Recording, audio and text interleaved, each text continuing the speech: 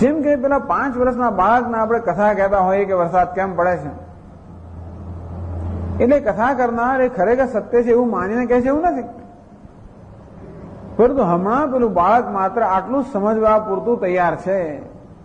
એની મનની પરિપક્વતા એટલી છે કે આ કથાથી આગળ કશું સમજી શકે નહીં. માટે પરિકથાઓ કહેવામાં આવતી હોય છે ને, એટલે પરીઓ છે અને બધું છે એવું બધું માનનાર તો નહીં છે મોટે ભાગે.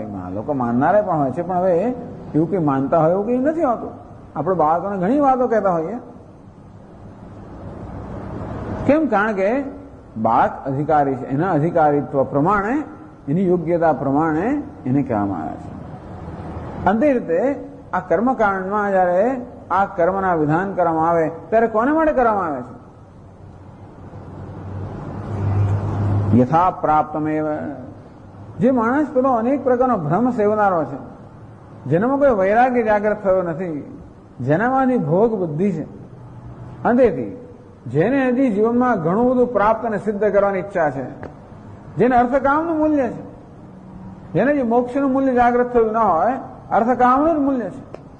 હજી ધન સંપત્તિ, સત્તા, પ્રતિષ્ઠા, માન, ભોગ, મોજ, મજા એનું જ મૂલ્ય હોય, એને શું કહેવાનું? એને આત્મા એકત્વનું તમે જ્ઞાન આપો તો એને ઝુકા જ આવ્યું કે આવે નહીં. સાંભળે તો એ ક્યાં સુધી સાંભળે? ખંખેરી નાખે, એથી આગળ જવાનું નથી. અંતેથી એક એવો અધિકારી છે, મોટા ભાગના એવા મનુષ્યો છે જેમનામાં કોઈ એવો વિવેક જાગૃત થયો નથી, પણ વૈરાગ્ય જાગૃત થયો નથી. અંતેથી અનેક પ્રકારની ઈચ્છાઓ સેવનારા છે. એને આપણે એમ કહીએ કે તારી ઈચ્છા ખોટી છે એ સમજવાનું નથી. બાળક ચોકલેટ માંગતો હોય તો ગમે તે સમજાવ, ના સમજે તો તારા દાંત બગડે, એક ચોકલેટ ખાધી બીજી ના ખવાય, પછી દાંત બગડે, આમ ફલાણું થાય, પેલો ભલે બગડે. ચોખ્ખું કહેનારા બાળકો છે આજકાલ તો. પેલાને કહેવામાં આવ્યું કે તારી બહેનને જો મારીશ તો તારા હાથમાં કાંટા ઉગશે, તો કાંટા ઉગેલા હશે મારીશ કે છે.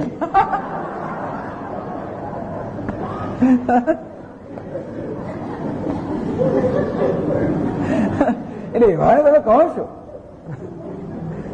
તેવી જ રીતે આ જે ભોગ વૃત્તિનો મનુષ્ય છે, એને તમે એવા આત્માના એકત્વનો અને બધા આવા ભોગના મિથ્યાનો ઉપદેશ આપો એ કોઈ અસર જ ના કરે.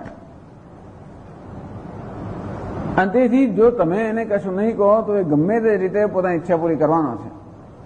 અંતેથી એ આડે રસ્તે ના ચડી જાય, એની ઈચ્છા પૂરી કરવાની પ્રક્રિયામાં પોતાને હાનિ ના કરે. માટે એને આપણે ધર્મનો ઉપદેશ કરીએ કે સારું તને આ જોઈએ છે, ધન સંપત્તિ બધું જોઈએ છે, ભલે તો આ રીતે તું કરે. તો કર્મકાંડ આપણને ધર્મનો ઉપદેશ કરે છે, કર્મનો ઉપદેશ નથી કરતો. એ પણ કહે છે જો એને કોઈ સ્વર્ગ કામ હોય, સ્વર્ગની કામના કરનાર હોય, એના કરવું છે તો કર્મકાંડ આ શાસ્ત્ર સ્વર્ગની કામના ઉત્પન્ન નથી ઉત્પન્ન કરતું. સ્વર્ગની કામના તો છે જ.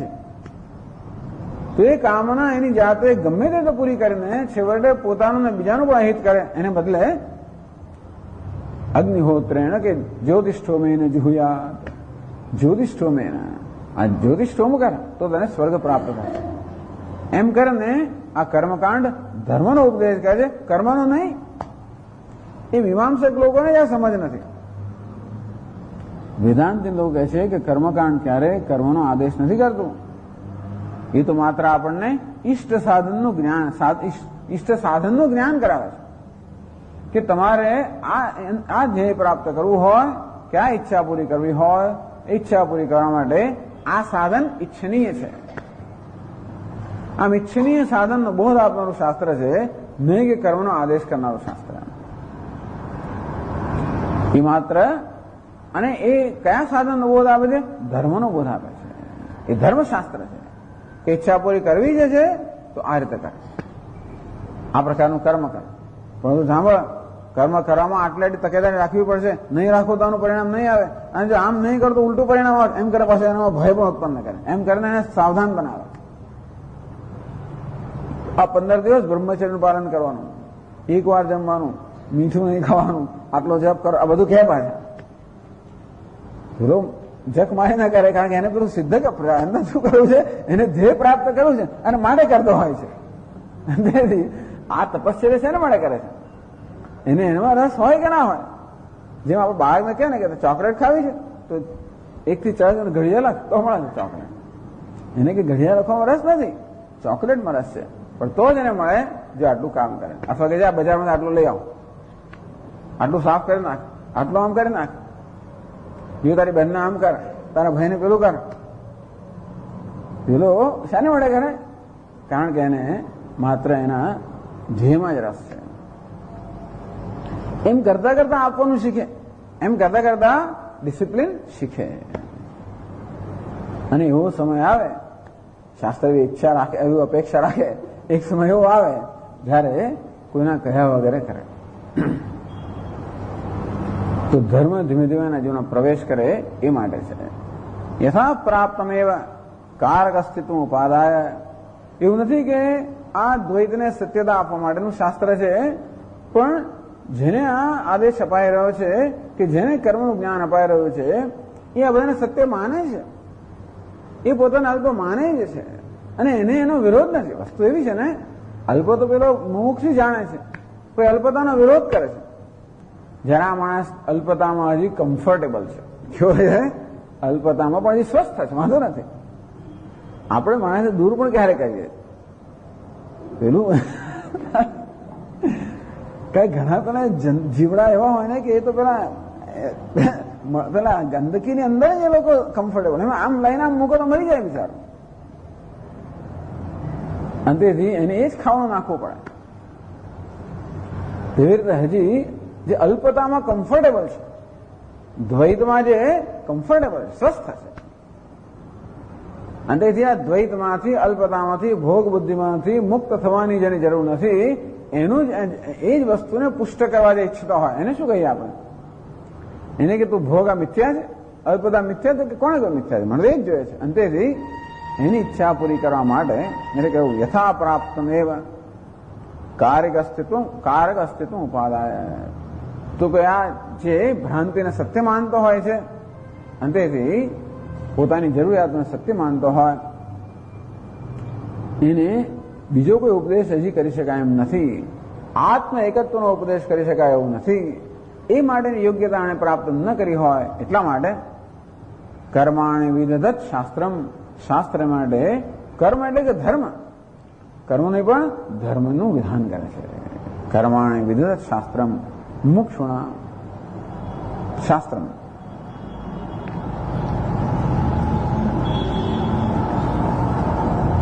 કોને માટે? પણ આપ તો કહો છો બધા મુમુક્ષુ છે, તો મુમુક્ષુ માટે પણ શાસ્ત્ર છે અને ભોગી માટે પણ છે અને યોગી માટે પણ છે. ફલાર્થિનામ જ ફલ સાધનમ, જે લોકોને જ્યાં જાતના ફળ મેળવવા છે, અર્થાત જ્યાં જાતના ભોગ મેળવવા છે, એમના માટે કે ભોગ પ્રાપ્ત થાય એના માટેના સાધનનું વિધાન કરે છે કે સાધનનો ઉપદેશ કરે છે. પણ ઘણા મુમુક્ષુઓ પણ હોય, તો મુમુક્ષુ પણ બે કક્ષાનો છે. એક મુમુક્ષુની કક્ષા એ છે કે આ આત્મ એકત્વના જ્ઞાન માટેની યોગ્યતા એને પ્રાપ્ત કરી છે, અર્થાત એણે આવશ્યક અંતઃકરણ શુદ્ધિ, અંતઃકરણ એકાગ્રતા પ્રાપ્ત કરેલી છે, તો એને આત્મ એકત્વનું વિજ્ઞાન અને બોધ આપવામાં આવે છે. પણ મુમુક્ષુ છે છતાં પણ આ આત્મજ્ઞાનનો બોધ પચાવવા માટેની કે બોધ ગ્રહણ કરવાની યોગ્યતા જે પ્રાપ્ત ન કરે, તો મુમુક્ષુ છે તો એને યોગનો ઉપદેશ કરવામાં આવે. તો એ શાસ્ત્ર શું કે કર્મણ્યવાધિકારસ્તે, હે અર્જુન કર્મ તારે કરવું જ જોઈએ, તારી યોગ્યતા એ કરવામાં છે, તો મુમુક્ષુ છે કરો, પછી તારી યોગ્યતા છે આજે કરવા માટે. તો એ તો મહારાજ કરતો જ આવ્યો છું ને, નવું શું મા ફલેશું કદાચ. કયા પ્રકારની કર્મ? તો મુમુક્ષુ છે ને, કયા પ્રકારની કર્મ તારે કરવું છે? મા ફલેશું કદાચ. ફળ માટેની તારે અપેક્ષા વગર કર્મ કરવું, તો હવે તું મુમુક્ષુ છે અને છતાં પણ આત્મજ્ઞાનની યોગ્યતા નથી, તો નિષ્કામ કર્મ તારે કરવું જોઈએ. એટલે શેના માટે? ઉપાત્ત દુરિતક્ષયાર્થમ. પૂર્વ જૂનની અંદર અનેક પ્રકારના દુરિત આપણે એમ જયારે કહીએ કે હજી આત્મજ્ઞાનની કે આત્માનો બોધ ગ્રહણ કરવાની યોગ્યતા નથી.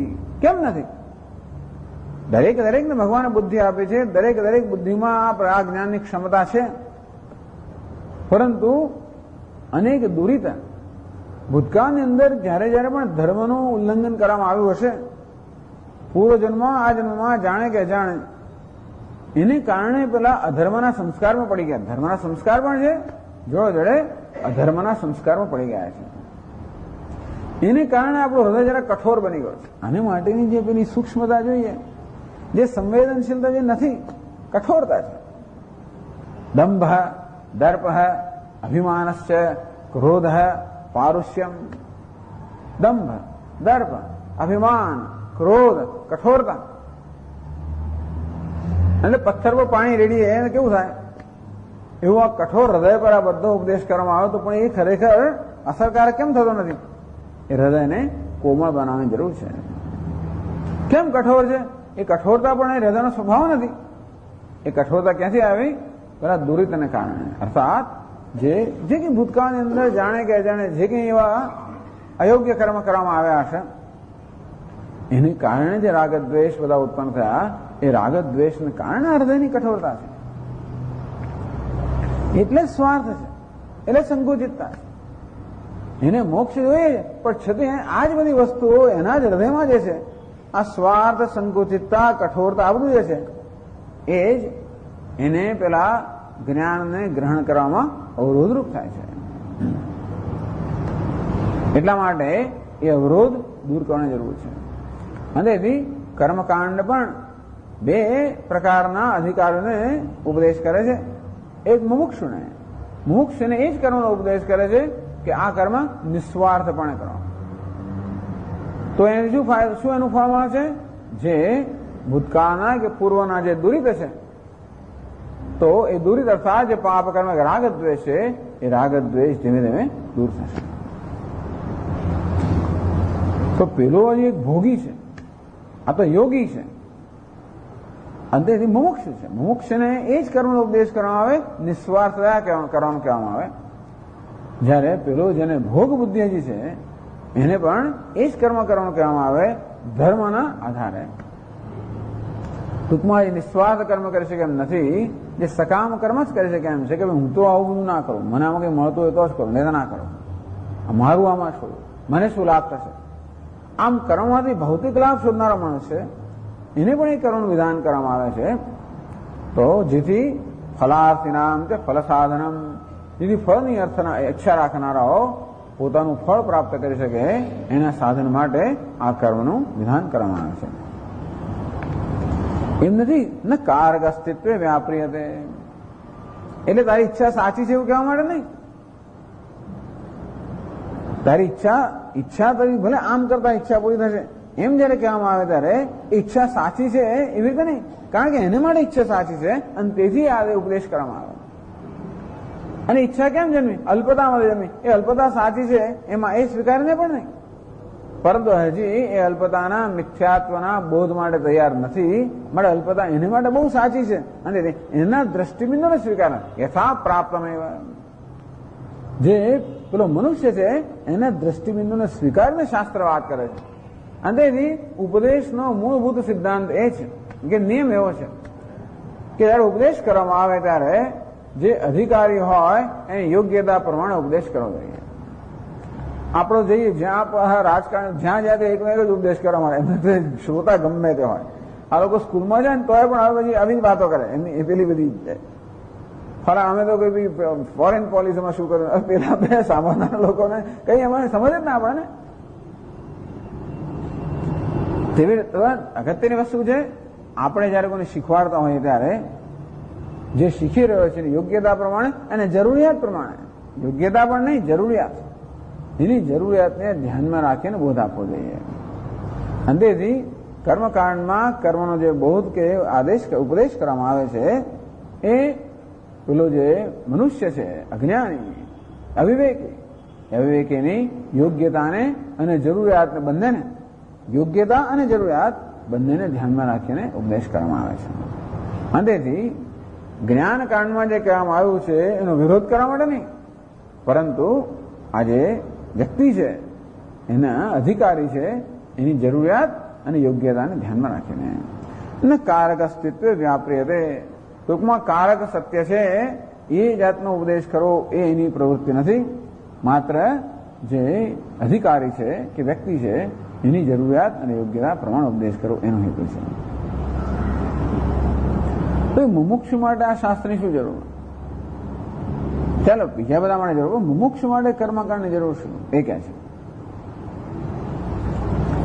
ઉપચિત દુરિત પ્રતિબંધસ્ય હિ વિદ્યોત્પત્તિ ન અવકલ્પતે તત્ક્ષયે ચ વિદ્યોત્પત્તિ સ્યાદ તતશ્ચ અવિદ્યાનિવૃત્તિઃ તતઃ આત્યંતિકઃ સંસારો પરમઃ. તો ભલે ને એનામાં દૂરી રહ્યું હોય, તમે એને ઉપદેશ કરો ને આત્મા કરતો નથી, નહીં. ઉપચિત દુરિત પ્રતિબંધસ્ય હિ. ઉપચિત એટલે સંચિત, ખૂબ બધા દુરિતો જેને ભેગા કરેલા છે. તો જેના હૃદયની અંદર બધા ખૂબ દુરિતો, ખૂબ ભૂતકાળના પાપ, ખૂબ બધા રાગ દ્વેષ જેને બધા સંચિત કરેલા છે, સંગ્રહ જેને કરેલો છે. પ્રતિબંધસ્ય હિ વિદ્યોત્પત્તિ ન અવકલ્પતે, આગળ આપણે હમણાં ચર્ચા કરી. અને તેથી એમાં સ્વાર્થ કે સંકુચિતતા કે કઠોરતા પેલા દુરિતને કારણે, અને તેથી ઉપદેશ કરવામાં આવે તો પણ વિદ્યોત્પત્તિ ન અવકલ્પતે, એનામાં આ બ્રહ્મ વિદ્યાની ઉત્પત્તિ થવાની કોઈ યોગ્યતા નથી. એટલા જ માટે પહેલા દુરિત ક્ષય, જે દુરિતનો સંચય કરવામાં આવ્યો હોય એનો ક્ષય, દુરિત એટલે કે પાપ એટલે કે રાગદ્વેષ, રાગદ્વેષનો ક્ષય કરવો એ પહેલી આવશ્યકતા થઈ પડે છે. અને માટે મુમુક્ષુને પણ આ કર્મનો આદેશ એટલા માટે કરવામાં આવે છે, નિષ્કામ કર્મનો આદેશ કરવામાં આવે છે. તત્ક્ષય જ વિદ્યોત્પત્તિ સ્યાત. તો તત્ક્ષય ઉપાત્ત દુરિત ક્ષય, આ બધા સંચિત દુરિત છે એ બધાનો ક્ષય જ્યારે થાય, જ્ઞાન ઉત્પદ્યતે પુંસામ ક્ષયાત પાપસ્ય કર્મણઃ. બહુ જાણીતી વસ્તુ. પાપસ્ય કર્મણઃ ક્ષયાત પુંસામ જ્ઞાન ઉત્પદ્યતે. આ પાપ કર્મનો જયારે ક્ષય થાય ત્યારે મનુષ્યને કે અધિકારીને જ્ઞાન ઉત્પન્ન થાય. એટલે કે તત્ક્ષય છે વિદ્યોત્પત્તિ સ્યાત. બસ આ આપણી આખી સ્કીમ છે, આખી યોજના છે, વેદાંતની યોજના. સાધનાનું પહેલું પગથિયું આંતરિક શુદ્ધિ, સાધનાનું બીજું પગથિયું શાસ્ત્રનું શ્રવણ, સાધનાનું અંતિમ પગથિયું જ્ઞાનમાં નિષ્ઠા. તત્ક્ષય છે વિદ્યોત્પત્તિ સ્યાત. અનાર્થે દુરિત ક્ષય જયારે થાય ત્યારે જ વિદ્યાની ઉત્પત્તિ થાય. ઉત્પત્તિ થાય એટલે ત્યાં જ જ્ઞાન જન્મે. એટલે કહ્યું ને, યસ્ય દેવે પરાભક્તિ યથા દેવે તથા ગુરુ તસ્યૈતે કથિતા અર્થાઃ પ્રકાશન્તે મહાત્મનઃ. એતે કથિતા અર્થાઃ તસ્ય મહાત્મનઃ એવ પ્રકાશન્તે. એવું જે મહાત્મા હોય અર્થાત જેને આંતરિક શુદ્ધિ પ્રાપ્ત કરી છે એને જ આ શાસ્ત્રના જે શબ્દો છે, વચન છે, એનો અર્થ મનમાં પ્રકાશિત થશે. ટૂંકમાં કોઈ પણ શબ્દ ત્યારે જ મનમાં પોતાનો અર્થ પ્રકાશિત કરી શકે જ્યારે એ શબ્દોનો અર્થ પ્રકાશિત થવા વાળાના યોગ્ય સંસ્કાર હોય. જેમ કે ગુજરાતી ભાષાના શબ્દો અત્યારે ત્યારે જ આપણા મનમાં અર્થનો પ્રકાશિત કરી શકે જ્યારે આ શબ્દો સમજવા વાળાના યોગ્ય ભાષાના સંસ્કાર હોય ત્યારે, અને વેદાંતના સંસ્કાર હોય ત્યારે, અને શ્રવણના સંસ્કાર હોય ત્યારે, અને સ્વામીજીને સાંભળવાના સંસ્કાર હોય ત્યારે, આવા બધા જયારે સંસ્કાર હોય ત્યારે આ શબ્દો આપણામાં અર્થનું સ્ફુરણ કરી શકે. અને તે રીતે તું બ્રહ્મ છે, તત્વમસી એવું વાક્ય જે હોય એ કેના પ્રમાણે બોધ ઉત્પન્ન કરી શકે? એની માટેના યોગ્ય સંસ્કાર જયારે હોય ત્યારે. કેવા સંસ્કાર? આંતરિક શુદ્ધિ, આંતરિક પવિત્રતા, સૂક્ષ્મ બુદ્ધિ એ જાતનું હોય તો જ એ વાક્ય આપણામાં બોધ. તસ્યૈતે કથિતા અર્થાઃ. એ પ્રકારની જે મહાત્મતા જેને પ્રાપ્ત કરે છે, વિશાળતા પ્રાપ્ત કરે છે, એનામાં આ વાક્યો પોતાનો બોધ કરી શકે. તત્ક્ષય છે વિદ્યોત્પત્તિ સ્યાત તદશ્ચ અવિદ્યા નિવૃત્તિ. તો વિદ્યાની ઉત્પત્તિ થાય ત્યારે અવિદ્યાની નિવૃત્તિ થાય, જેમ કે પ્રકાશના આવવાથી અંધકારની નિવૃત્તિ થાય. તતઃ આત્યંતિક સંસાર ઉપરમઃ.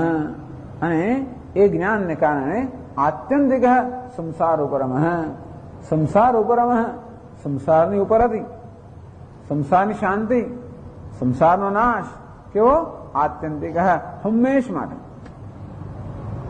આમ સ્વર્ગ વગેરે પ્રાપ્ત કરવાથી સંસારનો તાત્કાલિક જ્યાં નાશ થતો એમ લાગે કે સુખની પળોની અંદર કે સુષુપ્તિમાં કે એવા અનુભવમાં સંસારમાંથી મુક્ત થઈ ગયું લાગે. ક્યાં સુધી? તત્ક્ષણ આત્યંતિક ઉપરતિ. પણ સંસાર એટલે સર્વ દુઃખ, સર્વ ભય, સર્વ અલ્પતાનો હંમેશ માટે મારી મુક્તિ ક્યારે મળે? આ જ્ઞાનથી મળે. જ્ઞાન ક્યારે? અવિદ્યા દૂર થાય ત્યારે. ક્યારે અવિદ્યા દૂર થાય? અંતઃકરણ શુદ્ધ હોય ત્યારે. એ ક્યારે શુદ્ધ હોય? નિષ્કામ કર્મ કરી ત્યારે. એ કર્મનો આપણે જ્ઞાન ક્યાંથી મળે? શાસ્ત્રમાં. તેથી શાસ્ત્ર મનુષ્યની આ પ્રકારની જરૂરિયાત પૂરી કરવાનો ઉપદેશ કરે છે. એક વાક્ય બીજા વાક્યનો વિરોધ કરવા માટે નહીં, પરંતુ યોગ્યતા અને જરૂરિયાતને ધ્યાનમાં રાખીને શાસ્ત્ર આ પ્રકારે ઉપદેશ કરતો હોય છે.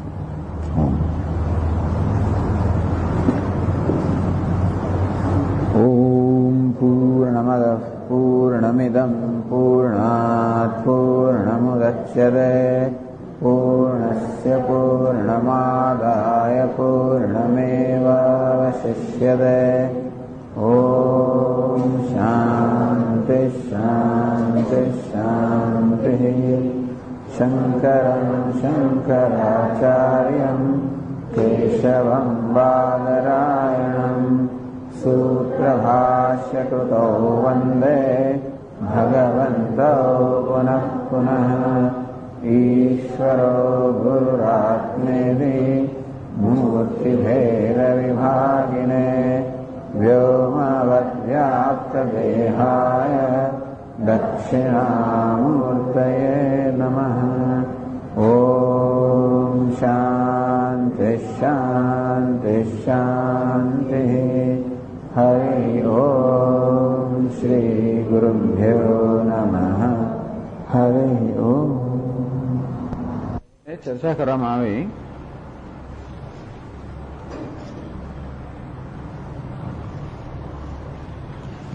કે આપણા કહેવા પ્રમાણે બ્રહ્મ વિદ્યા અને કર્મના સ્વરૂપમાં જો વિરોધ હોય, અર્થાત કર્મ ત્યારે જ થઈ શકે જ્યારે આ બધા કારકો હોય, અર્થાત આ બધા પ્રકારના વિભાગો હોય, આવો દ્વૈત હોય તો જ કર્મ થઈ શકે.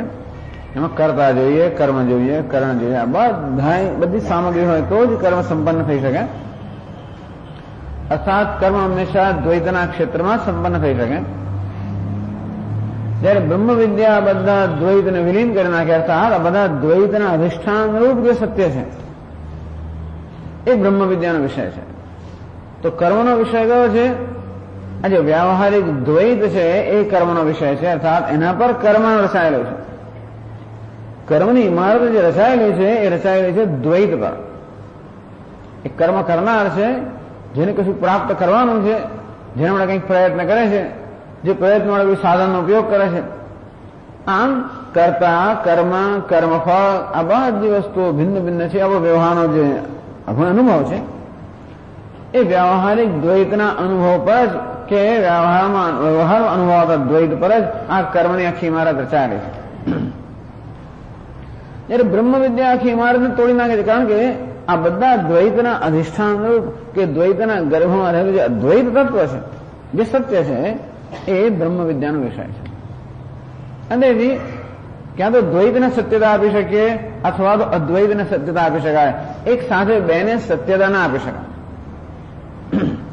એટલે કહેવામાં આવ્યું કે બંને જો હોય તો બે એક મિથ્યા હોવું જોઈએ, એક સત્ય હોવું જોઈએ. અને સિદ્ધ કરવામાં આવ્યું કે અદ્વૈત સત્ય હોય કારણ કે અબાધિત છે. સત્ય નહીં કહેવાય જેનો બાદ ન થઈ શકે, અને મિથ્યા નહીં કહેવાય જેનો બાદ થઈ શકે કે જે બાદ યોગ્ય છે. તો ભલે આ દ્વૈત જે આપણે વ્યવહારનો અનુભવી છે, ભલે આપણા અનુભવનો વિષય હોય, અને છતાં પણ એનો બાદ થાય છે. અર્થાત આ દ્વૈત હંમેશા ટકી રહેતો નથી. બધા સંજોગોની અંદર દ્વૈત ટકી રહે એવું નથી બનતું. આ દ્વૈતને ટકી રહેવા માટે કેટલીક શરતો જોઈએ.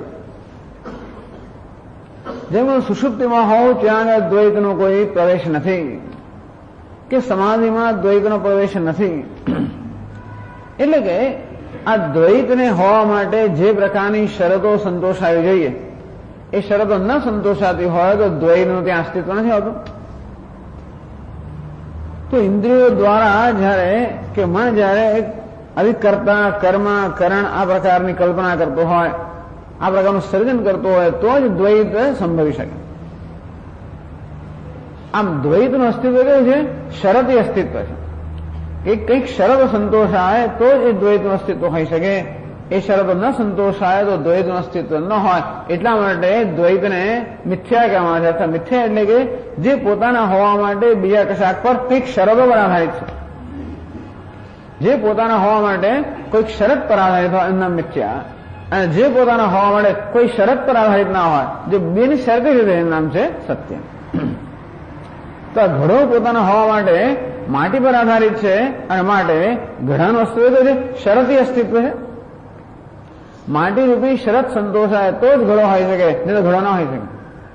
જ્યારે માટીને હોવા માટે કોઈ પ્રકારની શરત નથી, એટલા માટે આપણે કહીએ કે ઘડાની સરખામણીમાં, ઘડાની તુલનામાં માટી સત્ય છે. અંતે રીતે આ સમગ્ર દ્વૈત જગત છે, નથી એવું નથી કહેતા, પણ અસ્તિત્વ કેવું છે? શરતી અસ્તિત્વ છે.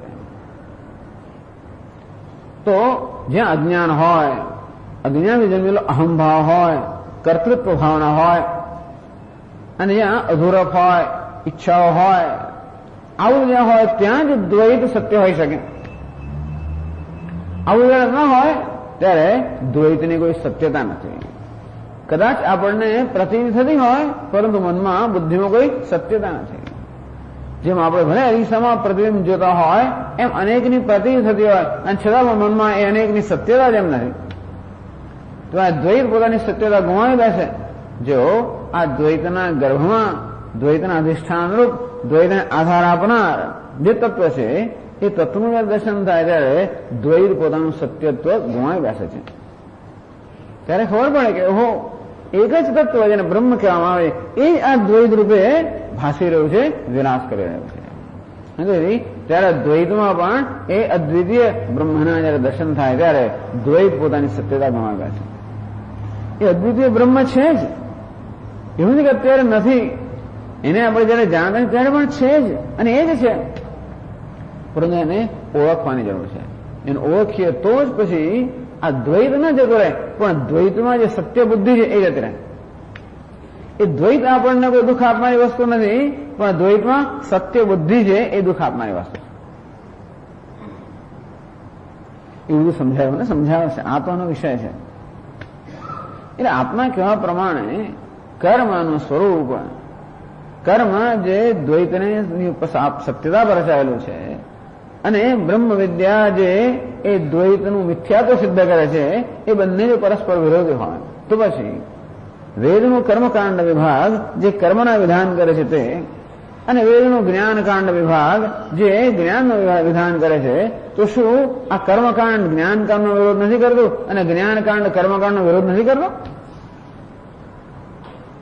આમ ઉપનિષદમાં પણ આપણને કર્મનું ખંડન કરનારા ઘણા બધા એવા વાક્યો મળતા હોય, અને ભગવદ્ ગીતામાં ક્યારેક મળતા હોય, એમ શાસ્ત્રમાં કર્મનું ખંડન કરનારા વાક્યો ઉપનિષદમાં મળતા હોય.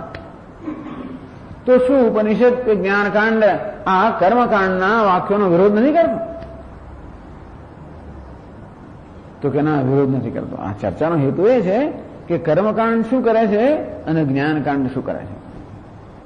તો નહીં, પુરુષાર્થોપદેશ પરત્વાત શ્રુતિના, આ શ્રુતિનો ઉદ્દેશ કે હેતુ કે પ્રયોજન માત્ર મનુષ્યની જે ઈચ્છાઓ છે, મનુષ્યનો અર્થ પુરુષાર્થ એટલે કે જે પ્રયોજન છે જીવનનું, પુરુષનું જીવન જે પ્રયોજન છે એ પ્રયોજનને સિદ્ધ કરવાનું સાધનનો ઉપદેશ કરવો. ટૂંકમાં જે બધી મનુષ્યની ઈચ્છાઓ છે એ ઈચ્છાઓને પૂરી કરવા માટે જે સાધનની આવશ્યકતા છે એ સાધનનો ઉપદેશ કરવો એ શાસ્ત્રનું પ્રયોજન છે. પરંતુ માણસ જે ઈચ્છા કરી રહ્યો છે એ ઈચ્છા સાચી છે એવું ઠરાવવાનું પ્રયોજન નથી. કોઈકની ઈચ્છા થતી હોય અને આપણને લાગે ચાલો ભાઈ ભલે એને આપણે સંતોષ કરો. જેમ કે બાળકની ઈચ્છા થાય ચોકલેટ ખાવાની 1 વાર ને 2 વાર, ભલે ને માં એમ જાણતી હોય કે એને માટે લાભદાયક હિતકર નથી, કદાચ એનો અહિત કરનારું છે, અને છતાં પણ જોઈએ કે બાળક હજી બીજા કોઈ ઉપદેશ માટે તૈયાર નથી, અને તો કદાચ એને ચોકલેટ આપે. એ ચોકલેટ બીજું કશું ચા પીવી છે. તો પછી કઈ ચાનો દેખાવો તો કશું એક કપમાં મોડું દૂધ હોય અને એક ટીપું ચા નાખી એને જરાક રંગ બદલાય તો લે ચા પી એવું કરીને આપે.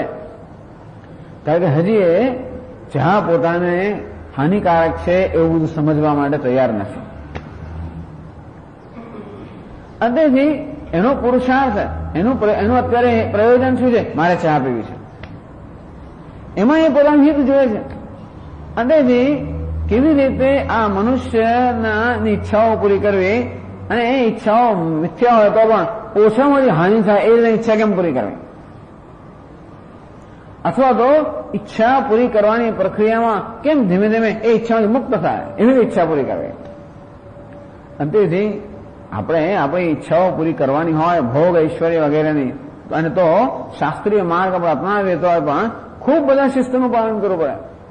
અને એમ કરતા કરતા ધીમે ધીમે ધીમે એક અંતર્મુખતા આવતી જાય અને મનુષ્ય ધીમે ધીમે આ ધર્મના પાલનથી ઈચ્છામાંથી મુક્ત થતો જાય. એવી જાતની યોજના શ્રુતિની છે. તો કહ્યું કે જો જ્ઞાનકાંડ છે કે ઉપનિષદ છે એનું શું પ્રયોજન છે? ઉપનિષદ કોને ઉદ્દેશમાં ધ્યાનમાં રાખે છે? મુમુક્ષુને. સંસારાત પુરુષ મોક્ષયિતવ્ય. આ મનુષ્યને સંસાર મુક્ત કરવો છે તો એની તીવ્ર ઈચ્છા છે. કેવી મુક્ત થાય? સંસાર હેતો અવિદ્યાયા વિદ્યા નિવૃત્તિ કર્તવ્ય. કે સંસારનું કારણ અવિદ્યા છે એની વિદ્યાથી નિવૃત્તિ કરવી જોઈએ અને એ રીતે મનુષ્યને સંસાર મુક્ત કરવો જોઈએ એવું પ્રયોજન છે જ્ઞાનકાંડનું. વિદ્યા પ્રકાશકત્વેન પ્રવૃત્તાયતિ. અંતેથી એટલા માટે એ બ્રહ્મ વિદ્યાને પ્રકાશન કરે છે ઉપનિષદ. તો એવું બધું પહેલેથી કેમ નથી કહેતા? એવું જ જો હતું બ્રહ્મ વિદ્યા જો ખરેખર મનુષ્યના જીવનનો પુરુષાર્થ સિદ્ધ કરી શકે એમ હોય તો શા માટે પહેલેથી બ્રહ્મ વિદ્યાનો ઉપદેશ નહીં કરતા હોય? કારણ કે આવો બ્રહ્મ વિદ્યાનો અદ્વૈત ઉપદેશ કરનારી શ્રુતિ કર્મકાંડ જે બધા દ્વૈત પર રચાયેલું છે એનો વિરોધ તો કરે જ છે ને. તો કે નહીં યથા પ્રાપ્તમેવ કારક અસ્તિત્વ ઉપાદાય ઉપાત્ત દુર્દક્ષયાર્થમ. તો કે નહીં જ્યાં સુધી આ મનુષ્ય આ બ્રહ્મ વિદ્યાના ઉપદેશ માટે કે અદ્વૈતના ઉપદેશ માટે હજી તૈયાર થયો નથી એનું કે બસ આ બધું ખોટું, આ બધું કઈ નહીં. એ ઘણી વાર આવું થઈ જાય છે લોકોને, આ બધું મિથ્યા છે એટલે હાર્ટ એટેક આવી જાય. જેના પર એનું જીવન રચાયેલું હોય, જેને સત્યતા આપતો જ હોય, જેને આટલું મહત્વ આપ્યું હોય એ વસ્તુ મિથ્યા છે. ઘણીવાર રમકડા રમતા રમતા પેલું બાળક મને કહે સાચી કાર છે કે સાચું એન્જિન છે અને કદાચ એને લાગે આ તો બધું ખોટું છે. વ્યાપારની રમત રમવું છે, મને એમ કે 1 લાખ રૂપિયા કમાય, આ તો ખાલી કાગળ જ છે. તો આપણે કે એક આંચકો લાગે ને. એટલે જ્યાં સુધી એને માટે તૈયાર ન થયો હોય ત્યાં સુધી હજી આ વ્યાપારની રમત રમવા જેટલી જ એની પરિપક્વતા છે અંધેરી એના મનમાં આ બધી વસ્તુની સત્યતા છે એ સત્યતાને સ્વીકારીને આપણે એને વ્યાપારની રમત લાવે. પહેલેથી મને આવું કેમ ના કહ્યું? તે વખતે પણ એ વ્યાપારની રમત લાવી આપે. એમ કરતા કરતા ભલે ને ખોટા પૈસા રમતો પણ ધીમે ધીમે વ્યાપારની બુદ્ધિ એનામાં ખેલે એમ કરીને ખરો વ્યાપારી થાય. તેવી રીતે યથા પ્રાપ્તમેવ કારિક અસ્તિત્વ ઉપાદાય. અજ્ઞાની મનુષ્ય કારકોને કરતા કર્મ બધાને સત્ય માનતો હોય છે, કર્મ ફળને સત્ય માનતો હોય અને એની પ્રાપ્ત કરવાની ઈચ્છા કરતો હોય. આવું છે. એવું નથી કહેતી શ્રુતિ કે તમારે ઈચ્છા કરવી જોઈએ, તમારામાં આ ઈચ્છા હોય તો તમે આ કર્મ કરો એમ કહેતા હોય. ઈચ્છા તો માણસમાં છે જન્મ્યો ત્યારથી. અંતેથી દ્વૈતને સત્યતા આપવી એ તો સ્વાભાવિક છે. અંતેથી એ સ્વાભાવિક એની સમજ છે એને સ્વીકારીને તત્કાળ પૂરતી સ્વીકારીને, કારણ કે હજી એ સમજમાંથી મુક્ત થવાની પરિપક્વતાને પ્રાપ્ત નથી કરી. ડોક્ટરે પણ ઘણી વાર આપણા રિપોર્ટ ખરાબ તરત નાખે, એની માટે આપણે તૈયાર છીએ કે નહીં થોડા વખત પછી કે બરોબર ભૂમિકા તૈયાર કરે, આપણા મનને તૈયાર કરે, એ આંચકો આપણે સહન કરી શકીએ એમ છે કે નહીં. ધીમે ધીમે ધીમે આપણને એ સમાચાર આપે. એવું ઘણા બનતો ઘણા લોકોને તરતમાં કહી દે. તો પહેલેથી મને કેમ ના કહો? પહેલે તો તરત તો 6 મહિના ના જીવે હાલ. એટલા માટે આટલું થાય એટલા માટે અત્યારે કહો. એટલે ઘણી વાર આનું નામ મેનેજમેન્ટ છે. મેનેજમેન્ટ આ ખોટું કહેવાનું ના કહેવાય. સ્વામી દયાનંદ મહારાજ કહે this is called managing the truth. અસત્ય ના કહેવાય, પરંતુ બરોબર સત્ય જે છે ને એ સત્યને પણ આપણે એની બરોબર વ્યવસ્થિત રીતે એને મૂકવો પડતો હોય છે. તો એ શ્રુતિ પણ એવું કરે છે કે આની આટલી બધી ઈચ્છાઓ છે એ સિવાય એને બીજું કંઈ સમજાતું નથી, અને તેથી એને ઈચ્છાઓ પૂરી કરવાનો એક ધાર્મિક વ્યવસ્થિત માર્ગ આપે છે. એ તો ઈચ્છે છે. એમાં પણ બે પ્રકારના લોકો હોય છે. એમાં મુમુક્ષુ હોય છે. તો મુમુક્ષુને પણ કર્મની આવશ્યકતા હોય છે. ઉપાત્ત દુરિદક્ષયાર્થમ. અજ્ઞાન માટે જે પૂર્વ કર્મને કારણે જે કે દુરિત જે કે રાગ દ્વેષ વગેરે મલિનતાઓ પ્રાપ્ત થઈ રહી છે એ જ્ઞાનમાં અવરોધક હોવાને કારણે કેવી રીતે મલિનતા દૂર થાય એને માટે કર્મનો ઉપદેશ કરે છે મુમુક્ષુ માટે. અને મુમુક્ષુ ન હોય અને સંસારી અર્થાત ખરેખર ઈચ્છા જ કરતા હોય ફલાર્થી નામ કે ફલ સાધનમ. જે ફલાર્થી હોય જ્યાં ઘણી બધી સિદ્ધિઓ પ્રાપ્ત કરવી છે એને એ સિદ્ધિઓ પ્રાપ્ત કરવાના સાધનનો ઉપદેશ કરે છે. આમ સુધી બધાની ઈચ્છાને ધ્યાનમાં રાખીને ઉપદેશ કરતી હોય છે. ન કારક અસ્તિત્વ વ્યાપ્રિય બે, પરંતુ તારી ઈચ્છા સાચી છે, આ દ્વૈત સાચું છે એવું શ્રુતિ ક્યારે નથી કહેતી. પણ સત્ય માની દેવામાં આવ્યું છે તો એ માન્યતાને સ્વીકારીને કેવી રીતે ધીમે ધીમે ધીમે એના દ્વૈતની સત્યતામાંથી આસક્તિને મુક્ત કરવો એ પ્રકારની પ્રક્રિયા, એ પ્રકારની યોજના શ્રુતિની હોય છે. ઉપચિત દુરિત પ્રબંધસ્ય વિદ્યોત્પત્તિ ન અવકલ્પતે. જ્યાં સુધી આ દુરિત છે ત્યાં સુધી વિદ્યાની ઉત્પત્તિ નથી થતી, જ્ઞાન નથી જન્મતું. તત્સેચ વિદ્યોત્પત્તિ સ્યાત. અને એ આંતરિક અવરોધ દૂર થાય ત્યારે જ જ્ઞાનનો ઉદય થાય. તતશ્ચ અવિદ્યા નિવૃત્તિ. એને કારણે અવિદ્યાની નિવૃત્તિ થાય. તત આત્યંતિક સંસાર ઉપરમ. એનાથી હંમેશ માટે સંસારનો ઉપરમ થાય, અર્થાત સંસારનો નાશ થાય. આ પુરુષાર્થ છે. તો શ્રુતિ એટલે શ્રુતિનો એક વિભાગ બીજા વિભાગમાં વિરોધ કરે છે નથી, પણ બંને વિભાગમાં અધિકારી જુદો જુદો છે. એકનો અધિકારી મુમુક્ષુ છે અને જે જ્ઞાન માટેની પરિપક્વતા ધરાવે છે.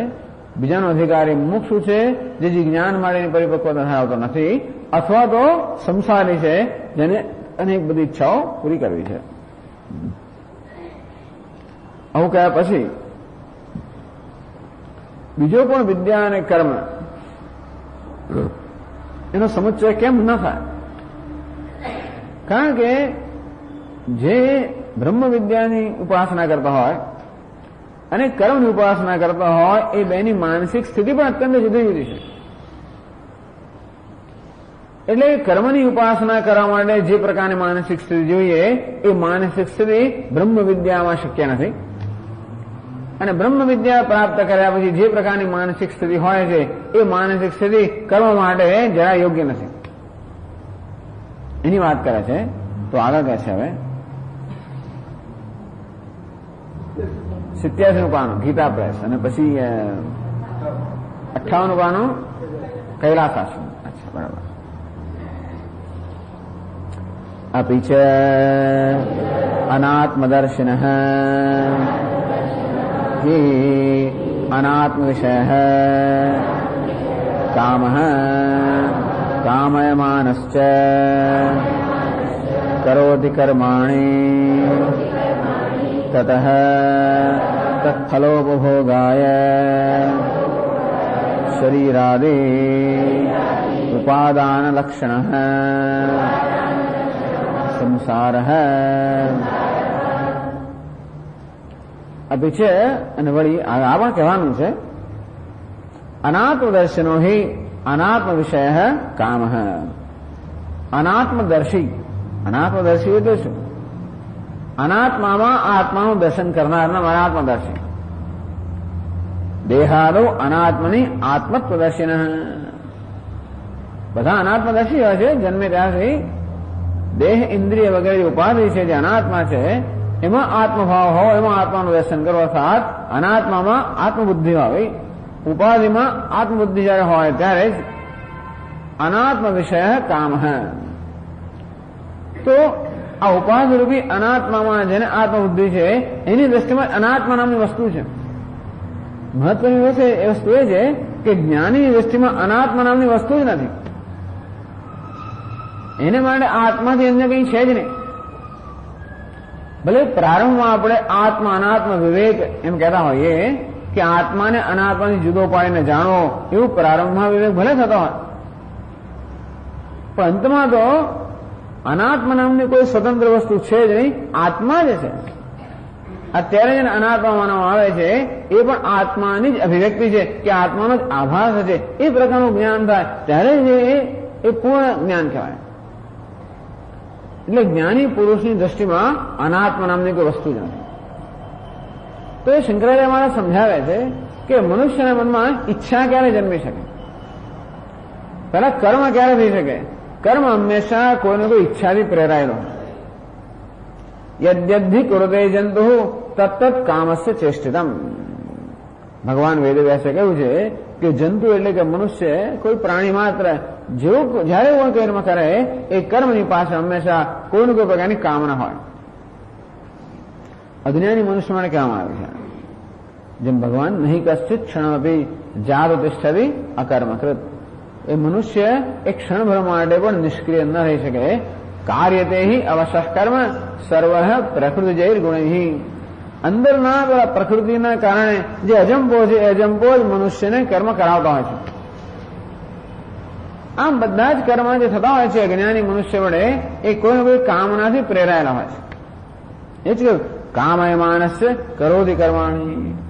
કામનાથી પ્રેરાઈને જ મનુષ્ય કર્મ કરતા હોય છે. એ કામના ક્યારે શક્ય છે? એ કામના પણ કયા ક્ષેત્રમાં? દ્વૈતના ક્ષેત્રમાં જ હોય. જ્યારે કામના હંમેશા મનુષ્ય પોતાની અન્ય કોઈ વસ્તુની કામના કરે, પોતે પોતાની કામના તો કરે છે નહીં.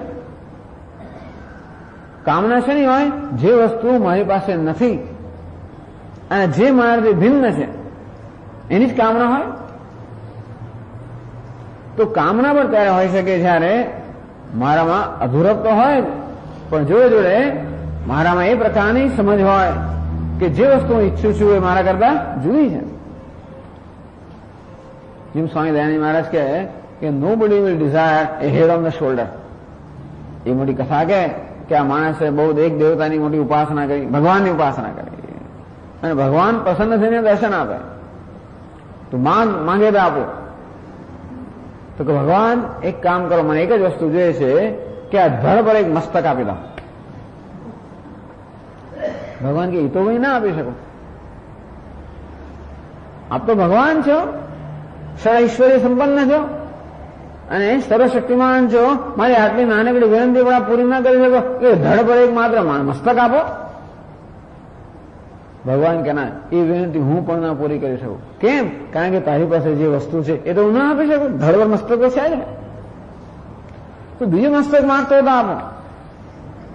મસ્તકમાં કઈ ફેરફાર માંગતો હોય, પાછળ આંખો હોય ને એવું તો આપો. કે મસ્તકની અંદર કઈ માંગતો હોય તો પણ આપો. પરંતુ તારી પાસે જે છે એ તમે આપી શકો.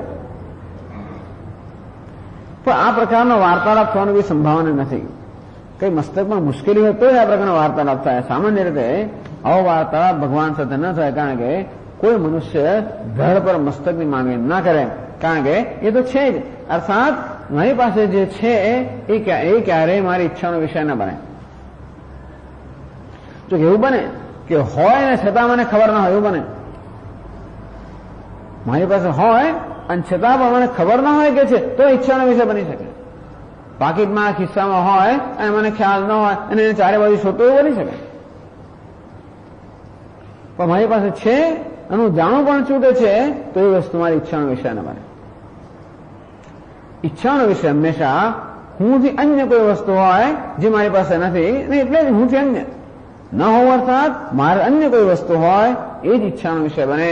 આત્મજન્ય કોઈ વસ્તુ હોય એ ઈચ્છાનો વિષય બને. અનાત્મા જ હંમેશા ઈચ્છાનો વિષય હોય. ઈચ્છાનો વિષય અપી છે અનાત્મદર્શિન. અનાત્મ વિષય કામ. જે અનાત્મદર્શી છે, અનાત્મામાં આત્માનું દર્શન કરનાર છે, ઉપાધિ અનાત્મા છે એમાં આત્માનું દર્શન કરનાર છે, એને જ વિચારમાં એક મર્યાદાની લાગણી જન્મે ને. ઉપાધિ તો સર્વ રીતે મર્યાદિત છે. દેશમાં, કાળમાં અને બધી વિશેષતામાં ઉપાધિ મર્યાદિત છે. એ મર્યાદિત ઉપાધિમાં જયારે અહમ બુદ્ધિ હોય ત્યારે મનુષ્ય બધા જ પ્રકારની મર્યાદાનો અનુભવ કરે. અને તેથી એ મર્યાદાઓથી મુક્ત થવા માટે અનેક પ્રકારની ઈચ્છાઓ એના મનમાં જન્મે અને એની પાછળ કયા પ્રકારની સમજ હોય કે અમુક વસ્તુ પ્રાપ્ત કરીશ તો આ મર્યાદામાંથી મુક્ત થઈશ. અને આ રીતે બધી ઈચ્છાઓ મર્યાદાની લાગણીમાંથી જન્મતી હોય અને ઈચ્છાઓ હંમેશા પોતાની અન્ય કોઈ વસ્તુની હોય. અને તેથી જે અનાત્મદર્શી હોય, અનાત્મામાં ઉપાધિમાં આત્માનું દર્શન કરનાર હોય, એને કારણે અહંકાર મમકારની ગ્રંથિઓથી પીડાઈ રહ્યો હોય, એનામાં જ બધી ઈચ્છાઓ જન્મી શકે અને ઈચ્છાઓનો વિષય પણ અનાત્મા હોય. અનાત્મા એટલે કે આત્માથી પોતાનાથી અન્ય કોઈ જે વિષયો છે એ ઈચ્છાનો વિષય હોય છે. ટૂંકમાં ઈચ્છા હોવા માટે હંમેશા અનાત્માનું દર્શન હોવું જોઈએ. પોતાનું અન્ય કંઈક છે એમ હું જુદો છું અને જગત જુદું છે એ પ્રકારનું દ્વૈત દર્શન હોય તો જ ઈચ્છા સંભવી શકે, નહીં તો ઈચ્છા ન સંભવી શકે.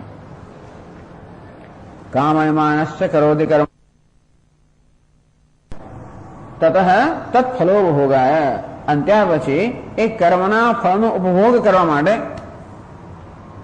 શરીર આદિ ઉપાદાન લક્ષણ સંસાર. કર્મ કર્યા હોય એટલે કર્મનું ફળ ઉત્પન્ન થાય જ, અને જેણે કર્મ કર્યા હોય એ જ કર્મનું ફળ ભોગવે. કારણ કે કર્મનું ફળ ભોગવવા જ કર્મ કર્યા હોય છે ને. કર્મ કરવાની બીજી પણ રીત છે. કર્મનું ફળ ભોગવવા માટે કર્મ નથી કરતો, પરંતુ ઈશ્વરને અર્પણ કરવાના કર્મ કરવું છે એ જુદા કર્મ છે. પણ સામાન્ય રીતે મનુષ્ય શેના માટે કર્મ કરે? કર્મનું ફળ ભોગવવા માટે જ કર્મ કરતો હોય. આપણો પરિશ્રમ શેના માટે કરે? જેથી મને એનું ફળ પ્રાપ્ત થાય. તેથી જે મનુષ્ય કર્મ કર્યા છે, જે અત્યારે કર્મ કરતા છે, એ કર્મનો ફળનો ભોગતા બનવાનો. તો પણ એ કર્મનું ફળ જયારે આવે ત્યાં સુધી રાહ તો જોવી જ પડે. કર્મ વર્તમાનમાં થતું હોય, કર્મનું ફળ ભવિષ્યમાં આવતું હોય, અને તેથી એને ભવિષ્યની રાહ. એ ભવિષ્ય ક્યારે હોય? એ ભવિષ્ય આ જન્મમાં હોય કે પછી પછીના જન્મમાં પણ. અને માણસ તો મરે ત્યાં સુધી કર્મ કરતો, ક્યારેય એની ઈચ્છા પૂરી થતી નથી. અને છેવટે શારીરિક કર્મ ના કરતા મનમાં અનેક પ્રકારના કર્મ કરતા હોય. અને તેથી એ બધા કર્મના ફળ ભોગવા માટે નવો જન્મ લેવો જ પડે. આ દેહના મૃત્યુ વખતે હજી મનમાં અનેક બધી અભિલાષાઓ રહી ગઈ હોય, અભિલાષાઓ પૂરી કરવા માટે નવો દેહ ધારણ કરવો જ પડે. શરીરાદિ ઉપાદાન લક્ષણ સંસાર. શરીરાદિ શરીર વગેરે આ ઉપાધિ છે, અને એ ઉપાધિની સાથે સાથે બધા શરીર, એકલું શરીર નહીં. સ્વામી દયાનંદ મહારાજ કે તમારે જન્મ્યો એને ખબર નથી બિચારા.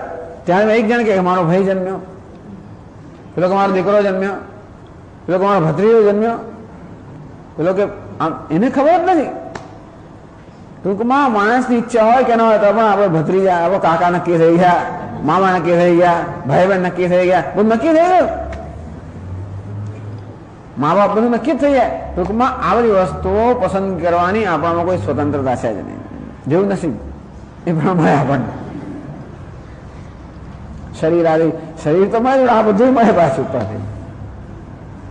આવો ભાઈ ને આવી બહેન ને આવા કાકા ને આવા મામા ને આવું આવા સગા વાળાઓ સંબંધીઓ, કઈ જ્ઞાતિમાં હું જન્મ્યો, એમાં કઈ જાતના માણસો છે, ત્યાં કયા પ્રકારની સ્વામી અમારી જ્ઞાતિમાં તો છોકરીઓને ભણાવે જ નહીં, અમારી જ્ઞાતિમાં તો આમ થાય, અમારામાં પેલું થાય. આપણે એમાં જન્મ્યા ત્યારે એ પનારો પડે ને આપણે પણ, એટલે એવું થાય. બધી વસ્તુ પનારે પડતી હોય કે આપણે એને પનારે પડે જે કે થતું હોય. પણ ટૂંકમાં શરીરાદિ ઉપાદાન લક્ષણ સંસાર. આવો સંસારને પ્રાપ્ત થાય છે. ટૂંકમાં જ્યાં આગળ અવિદ્યા છે ત્યાં કામ છે, જ્યાં કામના છે ત્યાં કર્મ છે, જ્યાં કર્મ છે ત્યાં કર્મફળ છે, કર્મફળ છે ત્યાં વળી નવા દેહ ધારણ કરવાના છે, એ જન્મ મૃત્યુ છે. આ પ્રકારે અવિદ્યામાંથી જન્મ મૃત્યુ રૂપી સંસાર તો કે રચાયેલો છે અને હોવાનો છે. જ્યાં સુધી અવિદ્યા છે ત્યાં સુધી અહંકારમાંથી મુક્ત ન થવાય, તેથી કામનામાંથી મુક્ત ન થવાય, તેથી કર્મ કર્યા વગર ન ચાલે, તેથી નવા કર્મફળ સંચિત થયા કરવાના, ત્યાં સુધી નવા દેહ ધારણ કર્યા કરવાના.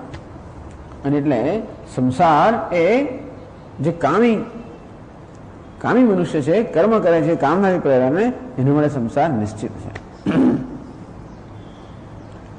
વિદ્યાવરસ્તુ કામ અભાવાત ન કર્માનુષ્ઠાનમ.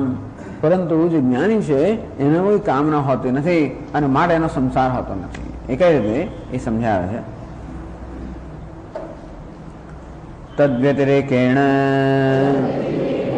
આત્મૈકત્વદર્શિન વિષય અભાવાદ कामानुपत्तिः आत्मनि च अनन्यत्वात् कामानुपपत्तौ स्वात्मनि अवस्थानं मोक्षः इति अतः वे विद्याकर्मणोः विरोधः तद्व्यतिरेकेण अनात्मदर्शी છે અને કામી પુરુષ છે એના તદ્દન વિપરીત રીતે આત્મા એકત્વદર્શિનઃ આત્મા એકત્વનું દર્શન કરે છે. આત્મૈવેદમ સર્વમ, આત્મા જ સર્વ છે. જેની દૃષ્ટિમાં અનાત્મા નામની વસ્તુ નથી. ભલે વ્યવહારમાં હોય એની પણ ચર્ચા કરશે, પરંતુ તો જેની દૃષ્ટિમાં આત્મા અન્ય કઈ નથી એને કહેવાય આત્મ એકત્વ દર્શન, આત્માના એકત્વનું દર્શન કરનાર. એની દૃષ્ટિમાં તો અનાત્મા જળ જેવી વસ્તુ પણ નથી.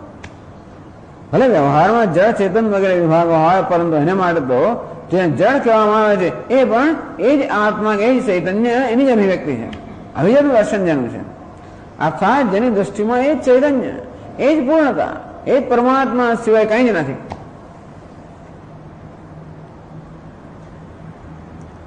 વિદ્યા વિષય અભાવાત કામ અનુપત્તિ, એને હવે કામના કરવાનો કોઈ વિષય જ ના રહે.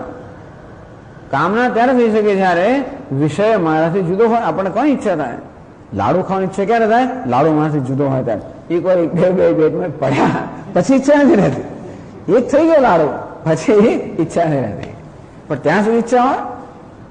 ઈચ્છા હંમેશા વસ્તુ મારાથી જુદી હોય, એની મારી અંતર હોય ત્યારે જ ત્યાં સુધી ઈચ્છા હોય. પણ જયારે આની દ્રષ્ટિમાં બધું આત્મા જ છે અને કોઈ વસ્તુ એનાથી અલગ છે જ નહીં, એને કોઈ વસ્તુ અંતર જ નથી. અંતેથી કોઈ વસ્તુ ન હોવાના કારણે અધૂરો છું. આપણે અધૂરો કેમ લાગે છે કે આ વસ્તુ મારાથી જુદી છે અને ત્યાં જે છે તે અહીં નથી, અહીં છે ત્યાં નથી. આમ આત્મા વિશે આ પ્રકારનો મર્યાદિત ખ્યાલ હોય અને તો જ આ જગત આત્માથી બહારનું હોય અને તો જગતમાં જે છે એ મારી પાસે નથી અને એના વગર હું અધૂરો છું અને માટે મને મળવું જોઈએ. પરંતુ સર્વત્ર જેની આત્મદ્રષ્ટિ છે કે હું જ સર્વ છું, એનું તો કશું ન હોય જ નહીં. અને તેથી જેની દ્રષ્ટિમાં અનાત્મા છે જ નહીં, એની દ્રષ્ટિમાં કોઈ કામનાનો વિષય જ નથી. આત્માનમ ચેદ વિજાનીયાત અયમ અસ્મીતિ પુરુષ કિમિચ્છન કસ્ય કામાય શરીરમન સંજરેત. આત્માનમ ચેદ વિજાનીયાત, આત્માના વાસ્તવિક સ્વરૂપ જરા જ્ઞાન હોય. અયમ અસ્મીતિ પુરુષ, અયમ આત્મા અહમ અસ્મી, અયમ આત્મા બ્રહ્મ હું છું, હું જ સર્વ છું, સર્વનો આત્મા છું. એ પ્રકારનું જ્ઞાન જયારે આ જ્ઞાની પુરુષમાં છે, કિમ ઇચ્છન કસ્ય કામાય, હવે કોની ઈચ્છા કરીને અને કોની કામના પૂરી કરવા માટે? તો આત્માનું વાસ્તવિક જ્ઞાન થાય ત્યારે ઈચ્છાનો કોઈ વિષય પણ રહેતો નથી કે ઈચ્છા કરનાર પણ રહેતો નથી. ઈચ્છાનો વિષય એટલા માટે નથી રહેતો કે એની દૃષ્ટિમાં આત્માથી અન્ય કંઈ છે જ નહીં, અને કદાચ હોય તો હોતું હોય જ નહીં, તો ઈચ્છા કરનાર જ રહેતો નથી. કારણ કે આત્મા પૂર્ણ છે. તેથી પૂર્ણ આત્માના જ્ઞાનથી ઈચ્છાની આખી ઈચ્છાની પણ ઇમારત શાના પર ચાલે છે? અધૂરપ પર ચાલે છે, અપૂર્ણતા પર ચાલે છે. એ અપૂર્ણતાનો જયારે જ્ઞાનથી નાશ થયો ત્યારે ઈચ્છા માટે હવે કોઈ કારણ રહ્યું જ નહીં. તો ઈચ્છા ક્યારે દૂર થાય? ઈચ્છાનું કારણ દૂર કરે ત્યારે. ઈચ્છાનું કારણ છે એક અધૂરાપણી, અપૂર્ણતાની લાગણી. જે અપૂર્ણતાની લાગણી અજ્ઞાનમાંથી જ જન્મેલી છે. તદ વ્યતિરેકેણ આત્મૈકત્વદર્શિનઃ વિષય અભાવાત, એને કોઈ કામનાનો વિષય પણ નથી કે કોઈ કામના કરનાર પણ નથી. કામ અનુપત્તિ, એનામાં કામનાની જન્મવાની કોઈ ઉપત્તિ, અર્થાત એનામાં કામના જન્મી જ ન શકે, એ કોઈ તર્ક સંગત નથી. તો ભલે પ્રશ્ન કરે છે કે આત્મા જે અન્ય કશું નથી, અનાત્મા નામની વસ્તુ નથી, પણ અનાત્મા એની કામનાનો વિષય ન બની શકે. પણ આત્મા એની કામનાનો વિષય કેમ ન બને? આત્મા તો છે ને, તો આત્મા કેમ એની કામનાનો વિષય ન બને? આપ કહો છો કે માત્ર અનાત્મા જ કામનાનો વિષય હોય કે આત્મા કેમ કામનાનો વિષય ના બને? તો કહે છે આત્મા છે અનન્યત્વાત કામ અનુપત્તૌ.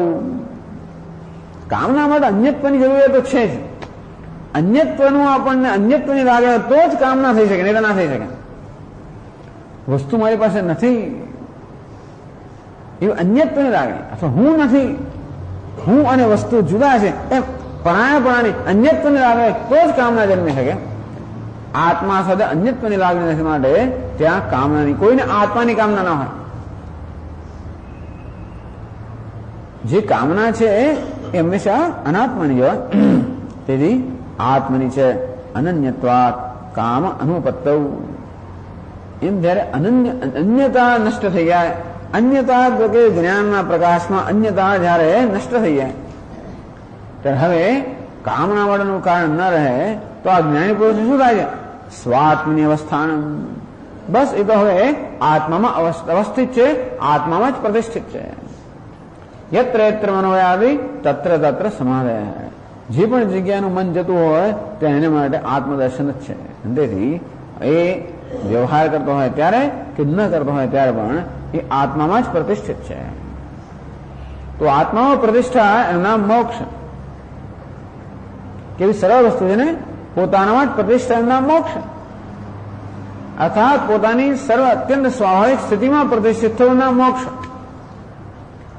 આમ નદીનું જળ મુક્ત થઈ જાય જ્યારે સમુદ્રમાં સમુદ્રને પ્રાપ્ત કરે અને સમુદ્રમાં પ્રતિષ્ઠિત થઈ જાય તો મુક્ત થઈ ગયું.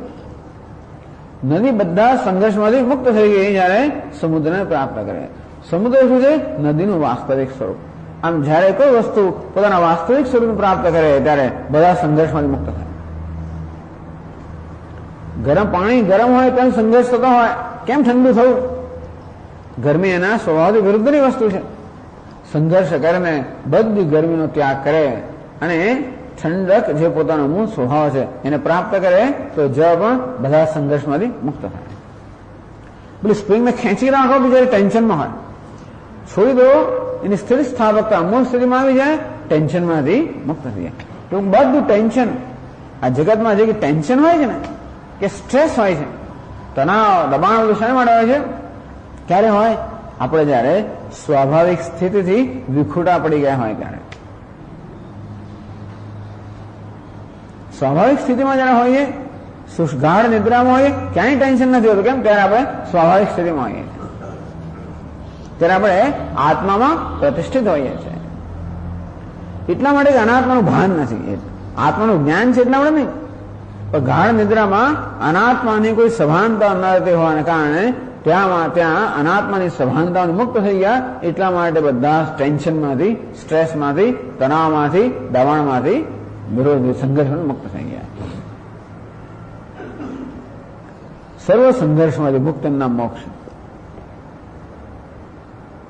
અને સંઘર્ષ ત્યારે મુક્તિ સંઘર્ષમાંથી મળે જ્યારે મનુષ્ય કે કોઈ વસ્તુ પોતાની સ્વાભાવિક સ્થિતિને પ્રાપ્ત કરે. મનુષ્ય સિવાય બીજા કોઈ એ પ્રકારની અધિકાર એટલે એ પ્રકારની યોગ્યતા નથી. એક મનુષ્યમાં યોગ્યતા છે કે પોતાની સ્વાભાવિક સ્થિતિ પ્રાપ્ત કરે છે. આત્મની છે અવસ્થાનમ સ્વાત્મની અવસ્થાનમ મોક્ષ હે. પોતાના જ આત્મામાં અર્થાત પોતાના જ સ્વરૂપમાં પ્રતિષ્ઠિત થવું. એનું એક જ કારણ છે કે સ્વરૂપમાં પ્રતિષ્ઠિત થવા માટે કોઈ પ્રકારના પ્રયત્નની જરૂર નથી. અગ્નિનું સ્વરૂપ ઉષ્ણતા છે, એ ઉષ્ણતામાં ઉષ્ણ હોવા માટે અગ્નિએ કોઈ પ્રકારના પ્રયત્નની આવશ્યકતા નથી. પ્રકાશ એ સૂર્યનું સ્વરૂપ છે, તેથી પ્રકાશિત થવા માટે સૂર્યએ કોઈ પ્રયત્ન ના કરવો પડે, કોઈ સંઘર્ષ ન કરવો પડે. સમુદ્રમાં રહેવા માટે નદીએ કોઈ પ્રકારનો સંઘર્ષ ન કરવો પડે. ઠંડા રહેવા માટે પાણીએ કોઈ પ્રકારનો સંઘર્ષ ન કરવો પડે. આમ પોતાના સ્વભાવમાં રહેવા માટે વસ્તુએ કોઈ સંઘર્ષ ન કરવો પડે. અને આ સ્વાભાવિક સ્થિતિમાં જ મનુષ્ય સર્વ સંઘર્ષમાંથી મુક્ત થાય. એટલે વેદાંત શાસ્ત્ર આપણને સ્વાભાવિક જીવન કેમ જીવવું એ શીખવાડે છે. અત્યારે બધા આપણે અસ્વાભાવિક જીવન જીવી રહ્યા છે, આવેગાત્મક જીવન જીવી રહ્યા છે. પણ સહજ જીવન કેમ જીવવું? સહજ અને આવેગાત્મક, સ્પોન્ટેનિયસ અને ઇમ્પલ્સિવ. તો ઘણીવાર ઇમ્પલ્સને, આવેગને સહજતા માની લેવામાં આવે છે. મેં તો સહજ ભાવે કર્યું, મારું શું વાંક છે? સહજ ભાવ નથી કર્યું, આવેગમાં આવીને કર્યું. તો સહજ ભાવ એટલે મોક્ષ, આવેગ એટલે બંધન. સ્વાત્મની અવસ્થાન મોક્ષ હે. સર્વ આવેગોમાંથી મુક્તિ અને પોતાના સહજ સ્વભાવ પ્રતિષ્ઠા એટલે સર્વ સંઘર્ષમાંથી મુક્તિ, આ પ્રકારની સ્થિતિને મોક્ષ કહેવામાં આવે છે. તો અજ્ઞાની પુરુષ કેવો છે? સંસાર, એ હંમેશા સંસારમાં આવે છે. જ્ઞાની પુરુષ મુક્ત છે. આ રીતે બંનેના સ્વભાવમાં કે દ્રષ્ટ પર તદ્દન વિરોધ છે. ઇતહાપી વિદ્યા કર્મણો વિરોધ, એ કારણથી પણ વિદ્યા અને કર્મનો વિરોધ છે. કેટલો વિરોધ દેખાડે છે. એમ કરીને વિદ્યા અને કર્મનું સ્વરૂપ સમજાવે છે. વિરોધ કરીને કર્મનો વિરોધ કરવા નથી કહેતા, પરંતુ કર્મનું શું સ્વરૂપ છે, એમાં શું શું સંકળાયેલું છે, વિદ્યાનું શું સ્વરૂપ છે અને એનાથી શું પ્રાપ્ત થાય છે, આ બધું સમજાવી રહ્યા છે.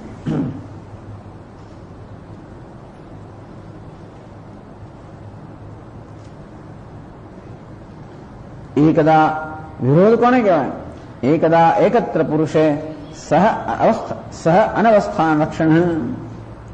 વિરોધનો અર્થ એક જ થયો કે એ વસ્તુ એક સાથે એક સ્થળે ન સંભવી શકે. નામ વિરોધ. વિરોધ એટલે આનું એવું છે, એક સાથે એક સ્થળે બે ન સંભવી શકે. નામ વિરોધ. તો કર્મ અને વિદ્યા એક સાથે અને એક સ્થળે ન સંભવી શકે. એક જ વ્યક્તિમાં એક સાથે બ્રહ્મ વિદ્યા અને કર્મ ન સંભવી શકે. જુદા સમય સંભવી શકે. એ મહત્વની વસ્તુ છે. જ્યારે એમ કહે કે કર્મ બ્રહ્મ વિદ્યા કર્મની વિરોધી છે, કે કર્મને ટૂંકમાં કર્મમાં આવશ્યક જે પરિસ્થિતિ છે એનો વિલય કરનારી છે, એનો અર્થ નહીં કે એક મનુષ્યમાં કર્મ અને બ્રહ્મ વિદ્યાનો જુદા સમય હોઈ શકે. પણ આ તો સમુચ્ચયનો પ્રશ્ન છે કે સમુચ્ચયમાં એની ચર્ચા છે કે એક સાથે, પૂર્વ પક્ષી કહે એક સાથે બ્રહ્મ વિદ્યા અને કર્મ હોવું જોઈએ. તો કે એનો સંભવ જ નથી. પરસ્પર વિરોધી છે. બંને સ્વભાવ વિરોધી છે, બંનેના સાધન વિરોધી છે, બંનેનો હેતુ વિરોધી છે, બંનેનું ફળ વિરોધી છે. સ્વરૂપથી પણ વિરોધી, હેતુથી પણ વિરોધી, ફળથી પણ વિરોધી. સ્વરૂપથી વિરોધી, એકમાં દ્વૈતની આવશ્યકતા છે, બીજામાં દ્વૈતનો વિલય છે. ફળ વિરોધી, એકમાં સંસાર ફળ છે, બીજામાં મોક્ષ ફળ છે. હેતુથી વિરોધી, એકમાં અવિવેક છે, બીજામાં વિવેક છે.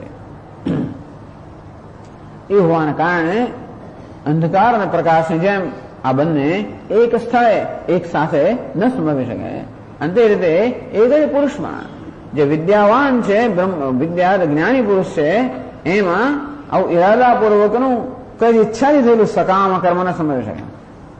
આ બ્રહ્મ વિદ્યા અને સકામ કર્મ, બ્રહ્મ વિદ્યા એટલે કે પૂર્ણતા અને સકામ કર્મ અપૂર્ણતા, એ બંને એક સાથે ન સંભવી શકે. અંતેથી આગળ કહે છે વિરોધાદેવ ચ વિદ્યા મોક્ષમ પ્રતિ ન કર્માણિ અપેક્ષતે.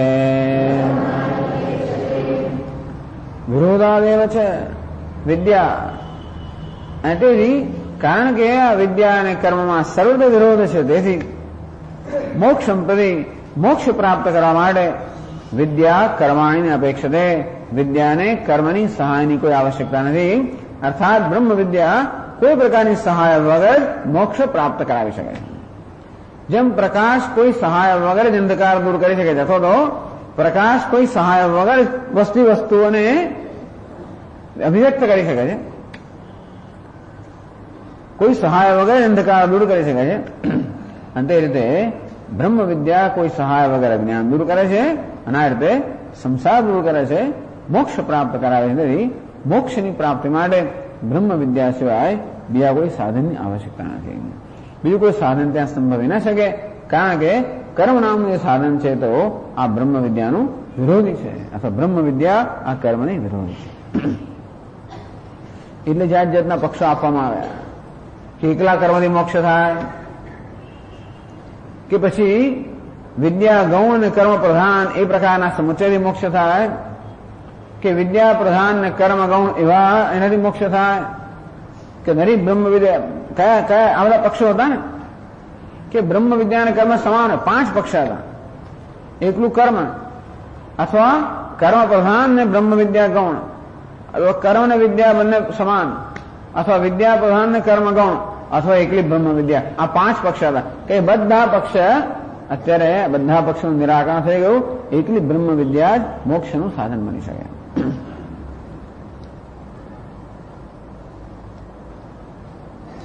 એનો અર્થ આપ એમ કહેવા માંગો છો કે સાધકને કે મુમુક્ષુને કર્મની કોઈ આવશ્યકતા, એવું આપ કહેવા માંગો છો? હવે એવું થયું ને, વિરોધ વિરોધ વિરોધ થયો એટલે લોકોના મનમાં શું તો કર્મ છોડી જ દો તો ઉભા રહો, એટલે એ પણ સ્પષ્ટતા કરવી પડે. તો આ રીતે વિરોધને આટલો સમજાયા પછી આપ એમ કહેવા, એને કારણે પછી પરિણામ એમ કહેવા માંગો છો કે સાધકને માટે કર્મ કોઈ ઉપયોગ જ નથી? તો ઘણા એવું નથી. એ કહે હંમેશા જોજો, હંમેશા જયારે જયારે આવી રીતે જ્ઞાન અને કર્મના સ્વરૂપની ચર્ચા, એ બંનેનો વિરોધ અને આ રીતે કર્મની નિરુપયોગીતા કે અનાવશ્યકતા પર ભાર દેવામાં આવે ત્યારે જોજો હંમેશા ભાષ્યકાર કર્મનો જે ઉપયોગ છે એ સમજાવવાનું ચૂકતા નથી. એ કહે છે સ્વાત્મલાભે તો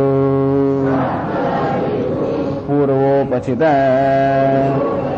પ્રતિબંધ અપનયદ્વારેણ વિદ્યા હેતુત્વં પ્રતિપદ્યન્તે કર્માણિ નિત્યાનિ ઇતિ. આગળ કહ્યું છે ફરી કહે છે, એટલે પૂર્વોક્તમ અર્થમ સ્મારય, પૂર્વ જે કહેવામાં આવ્યું એનું સ્મરણ કરાવે કે સ્વાત્મલાભ હેતુ બ્રહ્મ વિદ્યા. પરંતુ વિદ્યાનો લાભ ક્યારે થાય? વિદ્યા પોતાનો લાભ થાય માટે, પોતાની ઉત્પત્તિ થાય માટે વિદ્યા પૂર્વોપચિત પ્રતિબંધ અપનય દ્વારેણ વિદ્યા હેતુત્વમ પ્રતિપદ્યન્તે કર્માણિ નિત્યાનિ.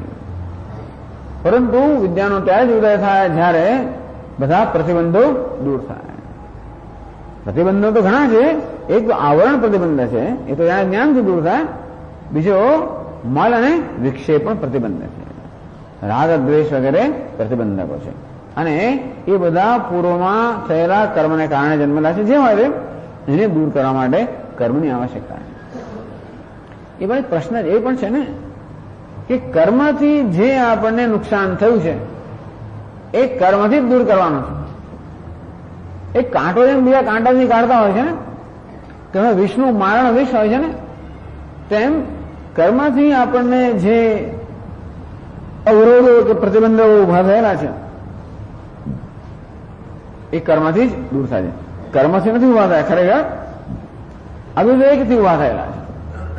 જે રાગ દ્વેષ કામ ક્રોધ વગેરે એનો સંચય આપણા હૃદયમાં થયો છે, જેને આપણે આસુરી સંપત્તિ કહે છે, કર્મનું કારણ નથી, અવિવેક એનું કારણ છે.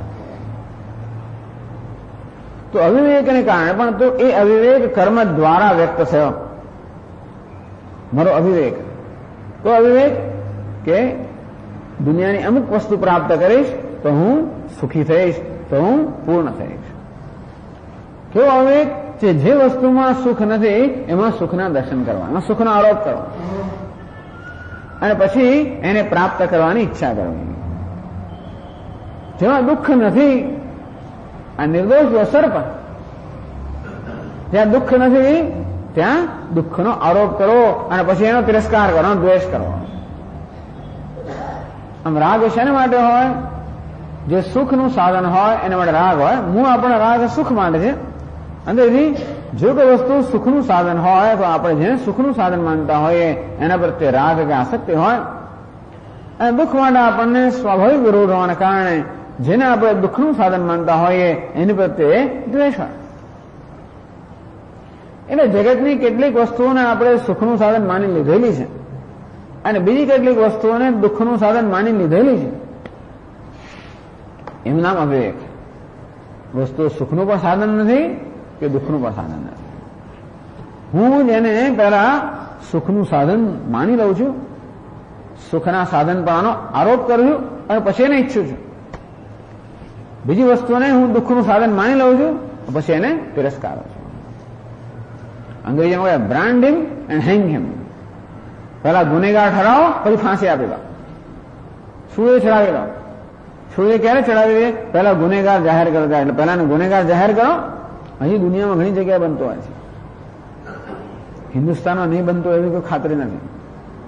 સૂઈએ ચડનારા લોકો કે સજા થનારા બધા લોકોને કે સાચી સજા થાય એવું નથી હોતું. આમ તો ન્યાયતંત્ર હંમેશા એવું ધ્યાન રાખતું હોય છે કે કોઈ નિર્દોષને કોઈ પણ નુકસાન ન થાય કે સજા ન થાય. પણ છતાં જ્યાં ન્યાયતંત્ર પહોંચતું જ ના હોય ત્યાં મિલિટરી રૂલ જે ચાલતો હોય, મિલિટરીની એક કોર્ટ હોય, પાછી જાત જાતના ન્યાયતંત્ર હોય છે. અંતેથી પોતાના વિરોધી લોકો હોય એને કેમ ખતમ કરવા? આપણે તો લોકશાહી છે ને આવું ન હોય સામાન્ય રીતે. જે લોકશાહી નથી ત્યાં તો આવું છે. પોતાના વિરોધીને ખતમ કેમ કરવા? એને પહેલા દોષિત ઠરાવો. હવાલા કાંડ, ફલાણું કાંડ, ઢીકણા કાંડ, જાત જાતના બધા આવે છે. ક્યાંથી નીકળી પડ્યા હશે ખરા?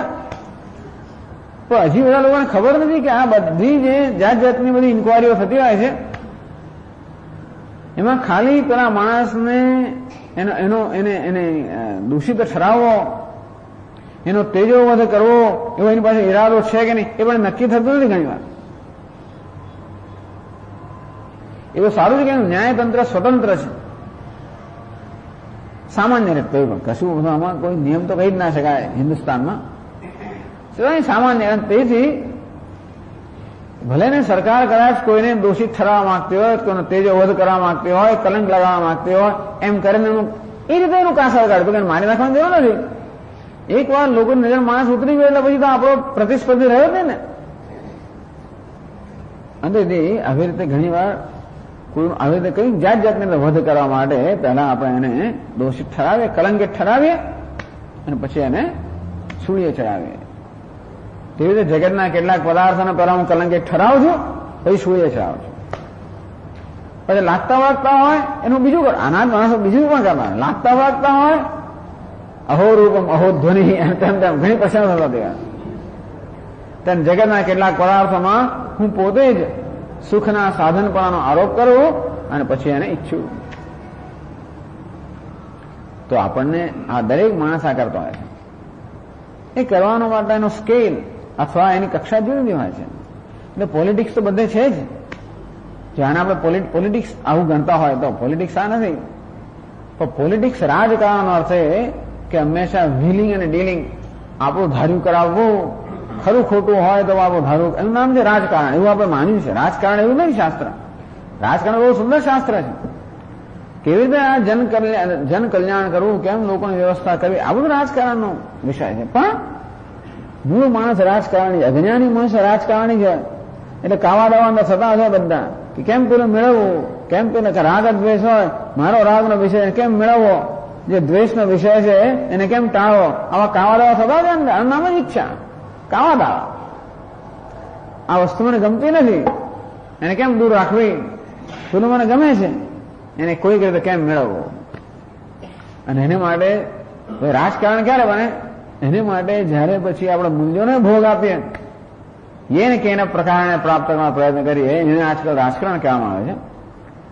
આવું બધું આવું છે કેમ? કારણ કે મનુષ્યના મનમાં આ બધું રાજકારણ રહેલું જ છે. અજ્ઞાની છે ને બિચારો, અધૂરો છે ને, પીડિત છે, દુઃખી છે. એટલા માટે આવું રાજકારણ અંદર પહેલેથી એના બંધારણમાં રહેલું છે. ઘણા લોકો કુશળતાનો ઉપયોગ કરીને ઘણી મોટી સિદ્ધિઓ પ્રાપ્ત કરતા અને બીજા લોકો નીચલા સ્તર પર કર્યા કરતા. બધા કઈ કઈ બધા લોકો કામા દાવા કર્યા જ કરતા હોય છે. એટલે શંકરાચાર્ય મહારાજ કહેતા હોય છે ક્યારેક અહીંયા પણ આવશે કે એક આ જીવન વ્યવહાર જીવનમાં કાવા દાવા થયા જ કરે, કઈ કઈ ગણતરીઓ થયા જ કરતી. આ દરેક ગણતરીમાં હંમેશા પોતાના અનુકૂળ હોય એને બનાવવાનો કોઈક પ્રયત્ન થાય છે. વસ્તુને મને અનુકૂળ કેમ કરવી એના માટે કંઈક પ્રયત્ન થવાનો જ. અને એને માટે કદાચ કોઈનું થોડું નુકસાન થતું હોય તોય પણ મારી અનુકૂળતા કેમ સાચવવી. આ બધું સમજવું એ સાધના છે. આ બધું કર્યા વગર કે આ બ્રહ્મવિદ્યા શક્ય જ નથી. આપણા મનની બધી આંટી ઘૂંટીઓ આપણે ન જાણતા હોઈએ. મનમાં રહેલા જે બધા ખૂણા ખાંચરા છે ને, ખૂણા ખાંચરા, એ બધામાં નજર કરવાની જરૂર છે. પેલા કહે કે જયારે અહીંયા 11મી એપ્રિલના દિવસે પાર્લામેન્ટમાં આ બધો ખેલ જયારે રચાતો હતો તો એથી મોટો ખેલ તો બહાર ચાલતો હતો. પાર્લામેન્ટની લોબીની અંદરના ખૂણા ખાંચરામાં જાત જાતની બધી જે ગુફતો થતી હતી એ સામાન્ય લોકોને ખબર ના પડે. આપણે એમ કે આ જે ભાષણ કરનાર લોકો જે ખરેખર જે પોતાના વિચારો જાહેર કરે છે એને કઈ સંબંધ જ ના હોય. અને મસ્તા લોકો અને આમ કરતા અને ક્રોધ કરનારા લોકો આ બધું પૂરેપૂરું નાટક. ટૂંકમાં પેલા એક્ટરનો કોઈ ક્લાસ નથી અમને ખરેખર. અભિનેતાઓનો કોઈ હિસાબ નથી. આ બધું આપણા મનમાં હોય છે. અભિનય નામની વસ્તુ જ ક્યાં છે? કારણ કે મનમાં પહેલેથી જ છે અભિનય કેમ કરવો. પોતાના મનમાં જે નથી એ જાણે કે છે એમ કેમ જણાવવો, અને જે છે એ નથી એ કેમ જણાવવું. કેમ સતત આંટીઘૂંટી કરવી, કેમ સતત કાવાળવા, નાના સ્કેલ પર. આપણે મોટું ના કરીએ પણ નાનું કરીએ. આ રીતે પોતાને જ અનુકૂળ છે એને કઈ રીતે પોતાને જ અનુકૂળ છે એ કેમ મેળવવું. આ કેવું મન છે? સંસારી મન. એને બ્રહ્મ વિદ્યાનો કોઈ સંબંધ નથી. એટલે ટૂંકમાં આપણા મનની લોબી બધી એને આમાં ખૂણા ખાંચરામાં જે ચાલી રહ્યું છે એ બધાથી પરિચિત થવાની જરૂર તો છે જ. તો ટૂંકમાં બ્રહ્મ વિદ્યા ક્યારે આવી રીતે પ્રાપ્ત થાય? જ્યારે આ બધી આંટી ઘૂંટીઓને બધું ધીમે ધીમે જતું સરળતા પ્રાપ્ત થાય. આપણે કેવા બનવાની જરૂર છે? સરળ બનવાની જરૂર છે. તો સ્વામી સરળ બની તો લોકો લાભ લઈ જાય ને ભલે લઈ જતા. સરળનો અર્થ મૂર્ખ એવો નહીં ગણવાનો. લાભ લોકો મૂર્ખનો લઈ જતા હોય, સરળ નથી લઈ જતા હોતા. આપણે કે સરળ માણસો લોકો લાભ લે, મૂર્ખ માણસો લાભ લે. સરળ નથી લેતા, આપણી મૂર્ખતાનો લાભ લે.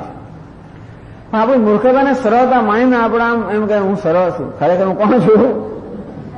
ઘણી વાર હંમેશા સરળ લોકો મૂર્ખો એવો નિયમ નથી, પણ લોકો લાભ છે ને જે મૂર્ખતાનો. એ તો ગમે તેવા કપટી હોય મૂર્ખો તો લાભ લેનાર ધૂતારાવાને ત્યાં આગળ શું બનવાની જરૂર છે? સરળ બનવાની જરૂર. આ બધી આંટી ઘૂંટીઓમાંથી મુક્ત થવાની જરૂર છે. કોઈ આંટી ઘૂંટીની જરૂર નથી. કશું ગુમાવવાનું નથી અને કાંઈ મેળવવાનું નથી. એ મેળવીને કશું થવાનું નથી અને ગુમાવીને કંઈ જવાનું નથી. નિર્યોગ ક્ષેમ આત્મવાન. આ યોગ એટલે નથી એને કેમ પ્રાપ્ત કરવાની આંટી ઘૂંટી, અને ક્ષેમ એટલે જે છે એને કેમ સાચવવાની આંટી ઘૂંટીઓ જ થશે ને ભાઈ. આ બધી ભગવાન નિર્યોગ ક્ષેમ. હે અર્જુન, આ યોગ અને ક્ષેમની ચિંતાઓમાંથી દૂર થા એટલે કે આંટી ઘૂંટીમાંથી મુક્ત થા. સરળ અર્જુન બની જાય, સરળ બની જાય.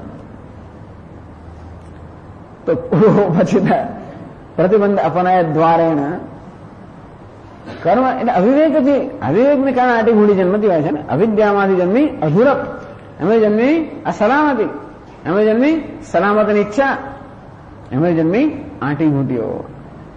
આ બધી વસ્તુઓ છે ને એટલે આ રાગદ્વેષ પ્રાપ્ત થાય એનું કારણ આ જ કર્મ કારણ નથી. પછી આ દ્વારા કર્મ થતું હોય તો એ કર્મની પાસે અવિવેક એ આપણને ખરેખર આ બધા દૂરિત એટલે કે આ રાગદ્વેષનો સંચય કરાવનારો છે. આમ રાગદ્વેષમાંથી કર્મ થતું હોય એના પરિણામે નવા રાગદ્વેષનો સંચય થતો હોય, એથી વળી નવા કર્મ થતા હોય, એના પરિણામે નવા રાગદ્વેષનો સંચય થતો હોય. અને તેથી રાગદ્વેષ હંમેશા રાગદ્વેષને ઉત્પન્ન કરે એવો નિયમ જ છે. એટલે તો એમ કહેવામાં આવ્યું કે કર્મથી આ જે બધા અવરોધ ઉત્પન્ન થયા છે એને કર્મથી દૂર કરવા જોઈએ. અર્થાત જે અવિવેક દ્વારા કર્મ થયેલા હવે વિવેકપૂર્ણ કર્મ કરવા જોઈએ. તો વિવેકથી અવિવેક દૂર થાય. પણ વિવેકનું પાલન, વિવેકનું આચરણ કેમ કરવું? તો કે એવી કર્મ કરીએ જેથી આપણી જે વિવેક બુદ્ધિ છે એ આચરણમાં આવે. પેલી અવિવેક બુદ્ધિ આચરણમાં આવી એને કારણે જે આ બધો દુરિત પ્રાપ્ત થયા.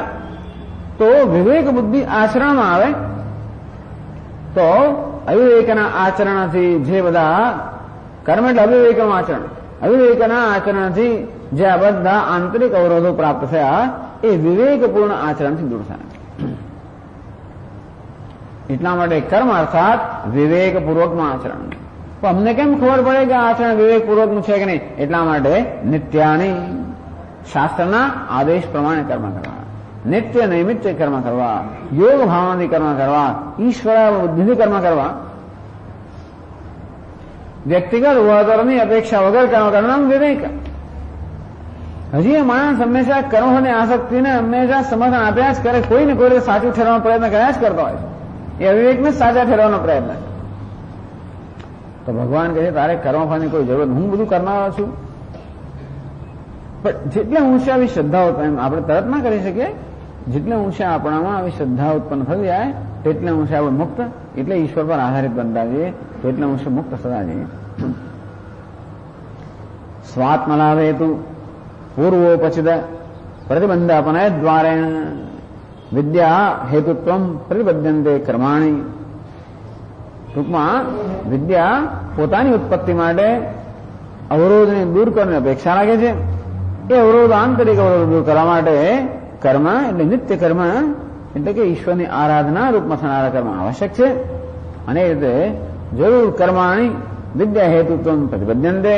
આ રીતે કર્મ પણ બ્રહ્મ વિદ્યાના હેતુ કે બ્રહ્મ વિદ્યાનું કારણ બનતા હોય છે.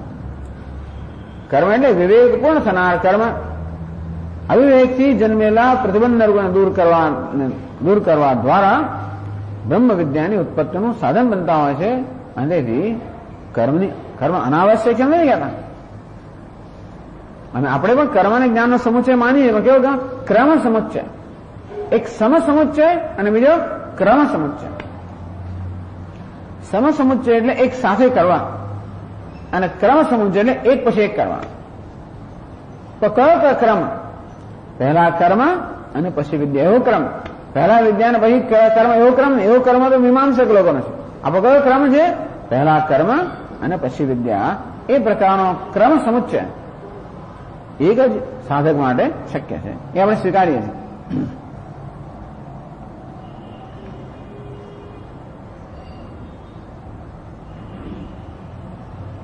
એટલા જ માટે કહેશે ભાષ્યકાર અતઃ એવ અસ્મિન પ્રકરણે ઉપન્યસ્તાની કર્માણી ઇતિ અવોચામ. અતઃ એવ કારણ કે બ્રહ્મ વિદ્યા પોતાની ઉત્પત્તિ થવા માટે કર્મની અપેક્ષા રાખે છે, માટે જ ઉપનિષ્ઠાની કર્માણી અસ્મિન પ્રકરણે. એટલા જ માટે આ પ્રકરણમાં, આ ઉપનિષદના આ 11મા અનુવાકની અંદર કર્માણી ઉપનિષ્ઠાની આ ઘણા બધા કર્મ પ્રસ્તુત કરવામાં આવ્યા. સત્યમ વદ, ધર્મમ ચર, સ્વાધ્યાયાનમાં પ્રમદ, આ બધી કેટલી સૂચનાઓ આપવામાં આવી ને. અર્થાત કર્મનો જે આદેશ કરવામાં આવ્યો, ઉપદેશ કરવામાં આવ્યો, એ શેના માટે? કઈ કર્મ આવશ્યક છે. શેના માટે આવશ્યક છે? બ્રહ્મ વિદ્યા માટેની ભૂમિકા તૈયાર કરવા માટે કર્મ આવશ્યક છે. અને એટલા માટે ભૂમિકાના રૂપમાં કહેવામાં આવ્યા. બ્રહ્મ વિદ્યાના પ્રકરણ પહેલા કર્મ કહેવામાં આવ્યા, કારણ કે બ્રહ્મ વિદ્યાની ભૂમિકા તૈયાર કરવા માટે કર્મ આવશ્યક છે.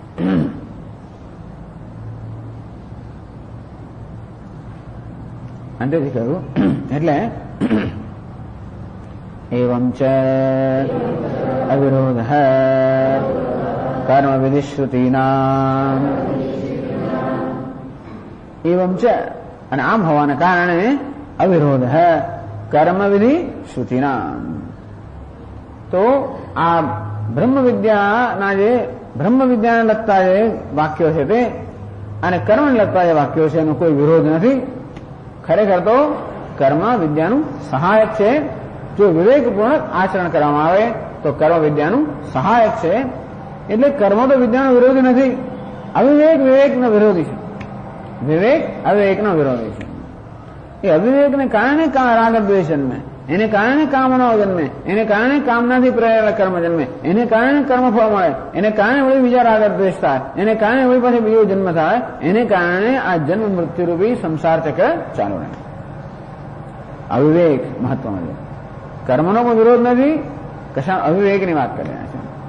અને વિવેકથી અવિવેક દૂર કરવાનો છે. એટલે આગળ કહેવામાં આવેલું, શાસ્ત્રમાં તો કહ્યું છે વિદ્યામ છે અવિદ્યામ છે યસ્તદ વેદો ભયમ સહ. ઉપનિષદમાં કહ્યું છે કે વિદ્યા અવિદ્યા બંનેનું સાથે અનુષ્ઠાન કરવું જોઈએ.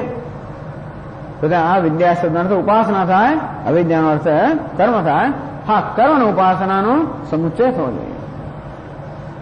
અથવા વિદ્યા બ્રહ્મ વિદ્યા હોય, અવિદ્યા જો કર્મ હોય તો બંનેનો ક્રમ સમુચ્ચય શક્ય છે.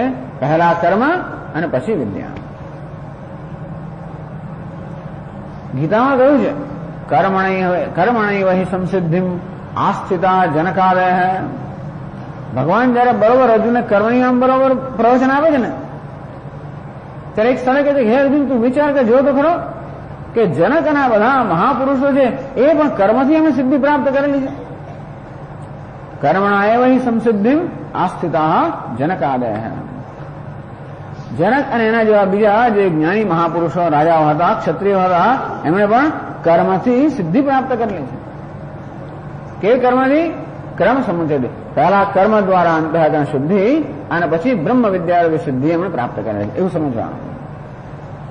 આ ચર્ચા એટલા માટે કરવામાં આવી કે જ્યાં જ્યાં શાસ્ત્રમાં જ્ઞાન અને કર્મનો સમુચ્ચય હોય એ પ્રકારના વાક્યો એને કેમ સમજવા.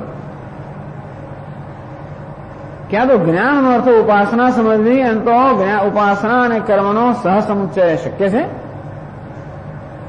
અથવા જ્ઞાન અને કર્મ જ્ઞાનનો બ્રહ્મ વિદ્યા થતો હોય તો એમનો ક્રમ સમુચ્ચય, સહસમુચ્ચય અને ક્રમ સમુચ્ચય. ઉપાસના અને કર્મનો સહસમુચ્ચય શક્ય છે, પરંતુ કર્મ અને બ્રહ્મ વિદ્યાનો ક્રમ સમુચ્ચય શક્ય છે, પહેલા કર્મ અને પછી બ્રહ્મ વિદ્યા. એટલે જ્યાં જ્યાં શાસ્ત્રમાં શ્રુતિમાં કે સ્મૃતિમાં ક્યાંય પણ આપણને વિદ્યા બ્રહ્મ વિદ્યા અને કર્મના સમુચ્ચયના વાક્યો મળે ત્યાંનો આ પ્રકારે અર્થઘટન કરવું જોઈએ. એ માટે ચર્ચા કરવામાં આવી કે વિદ્યા અને કર્મનો વિરોધ નથી, કે વિદ્યા અને કર્મનું વિધાન કરનારા વાક્યનો પણ વિરોધ નથી, કે વિદ્યા અને કર્મના સમુચ્ચયનો પણ વિરોધ નથી, પણ એનો ક્રમ સમુચ્ચય સંભવે છે. કર્મ એ પહેલું પગથિયું છે, બ્રહ્મ વિદ્યા એ બીજું પગથિયું છે. અંતેથી હવે આખો જે વિષય છે વિદ્યા અને કર્મના સમુચ્ચય, એનો આ ચર્ચા જે છે એ ચર્ચાનો ઉપસંહાર કરે છે. કહે છે અતઃ કેવલાયાઃ એવ વિદ્યાયાઃ પરમ શ્રેયઃ ઇતિ સિદ્ધમ. અતઃ એ કારણથી, કયા કારણથી? કારણ કે એકલું કર્મ બ્રહ્મ વિદ્યાનું સાધન ન બને, મોક્ષનું સાધન ન બને. પહેલા એ કહેવામાં આવ્યું કર્મ હંમેશા અનિત્ય વસ્તુની પ્રાપ્તિનું સાધન બને, મોક્ષ નિત્ય છે ને, તેથી કર્મ એકલું ક્યારે પણ મોક્ષનું સાધન ન બને. અને પછી કર્મ અને જ્ઞાનના સમુચ્ચય પણ શક્ય નથી, અનેક રીતે સમજાવવામાં આવ્યું. તેથી અતઃ કેવલાયાઃ એવ વિદ્યાયાઃ, કેવળ બ્રહ્મ વિદ્યાથી જ પરમ શ્રેય, કેવળ બ્રહ્મ વિદ્યાથી જ મોક્ષ પ્રાપ્ત થાય. એ સિદ્ધમ, આ સિદ્ધ છે. આ બધું આપણા મનમાં એક વાર સિદ્ધ થાય બરોબર, પછી બ્રહ્મ વિદ્યાનું અધ્યયન જયારે કરીએ ત્યારે કોઈ પ્રકારનો સંશય ન રહે. એટલે બ્રહ્મ વિદ્યાનો પ્રકરણનો પ્રારંભ થાય પહેલા આપણા મનમાં બ્રહ્મ વિદ્યાના સ્થાનની અને કર્મ બધાના સ્થાનની સ્પષ્ટતા કરી રહ્યા છે, જેથી એ પ્રકારની સ્પષ્ટતા સહિત કે બ્રહ્મ વિદ્યા પ્રત્યે આપણે કયા પ્રકારનો અભિગમ હોવો જોઈએ, બ્રહ્મ વિદ્યાનું કયા પ્રકારનું મૂલ્ય હોવું જોઈએ, બ્રહ્મ વિદ્યા કઈ રીતે મોક્ષનું સાધન છે, એ બધી સમજ આપણો સ્પષ્ટ હોય અને પછી આપણે શ્રવણ કરીએ ત્યારે એ શ્રવણ વધારે અસરકારક બને. એટલા જ માટે આ બ્રહ્માનંદ વલ્લીના પ્રારંભ પહેલા આ ચર્ચા કરવામાં આવે છે. બ્રહ્મ વિદ્યાનું જે સ્થાન છે એ સ્થાનનો નિશ્ચય કરવામાં આવે.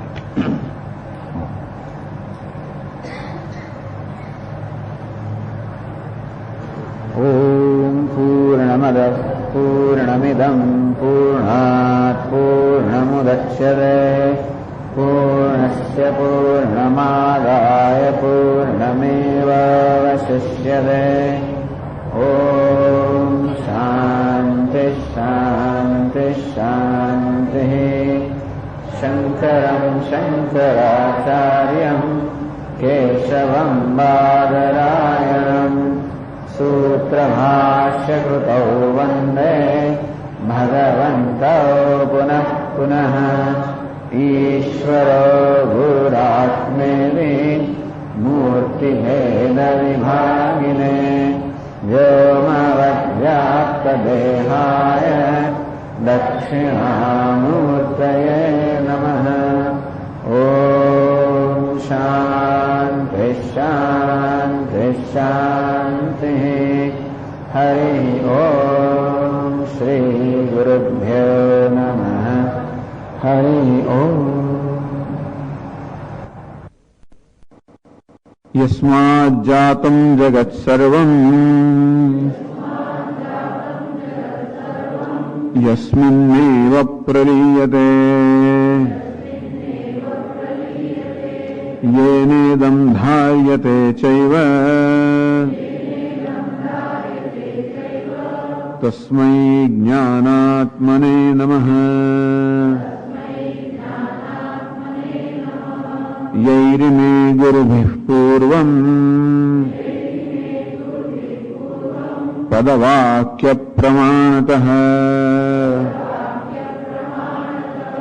व्याख्याताः सर्ववेदान्ताः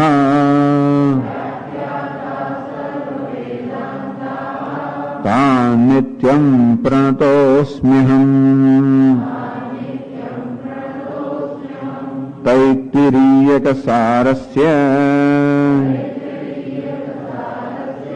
मयाचार्यप्रसादतः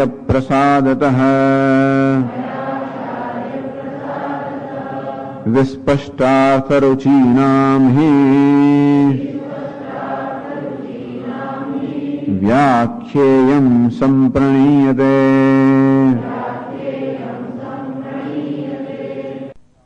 વિદ્યા અને કર્મ જે વિરોધ છે સમજાવવા માટે બીજી વસ્તુ કહેવામાં આવી ગઈકાલે કે કર્મ હંમેશા કામનાથી પ્રેરાયેલું હોય છે. અનાત્મ દર્શનો હિ અનાત્મ વિષય કામ. કામના ત્યારે જ જન્મી શકે જ્યારે મનુષ્ય પોતાનાથી અન્ય કોઈ વસ્તુને જુએ. હું આત્મા છું, અનાત્મા કે જગત મારા ભિન્ન છે એ પ્રકારની ભેદ દૃષ્ટિ હોય તો જ કામના જન્મી શકે. કારણ કે કામના હંમેશા પોતાના કરતા અન્ય કોઈ વિષયની જ હોય, પોતાના વિષયની કામના ન હોઈ શકે. અને ક્યાં તો કોઈક વિષય આપણને સુખનું સાધન જણાતો હોય, અન્ય કોઈ વિષય દુઃખનું સાધન જણાતો હોય તો એ વિષયના સંબંધમાં કામના જન્મે. સુખનું સાધન હોય એને પ્રાપ્ત કરવાની કામના, દુઃખનું સાધન હોય એને દૂર કરવાની કામના સ્વાભાવિક જન્મે. કામયમાનશ્ચ કરોતિ કર્માણિ. અને આ રીતે જે કામનાથી પ્રેરાયેલો છે એ કર્મ કરતો હોય, અર્થાત આ બધા કર્મ જેની ચર્ચા કરવામાં આવે છે એ બધા કર્મ કામનાથી પ્રેરાયેલા હોય છે.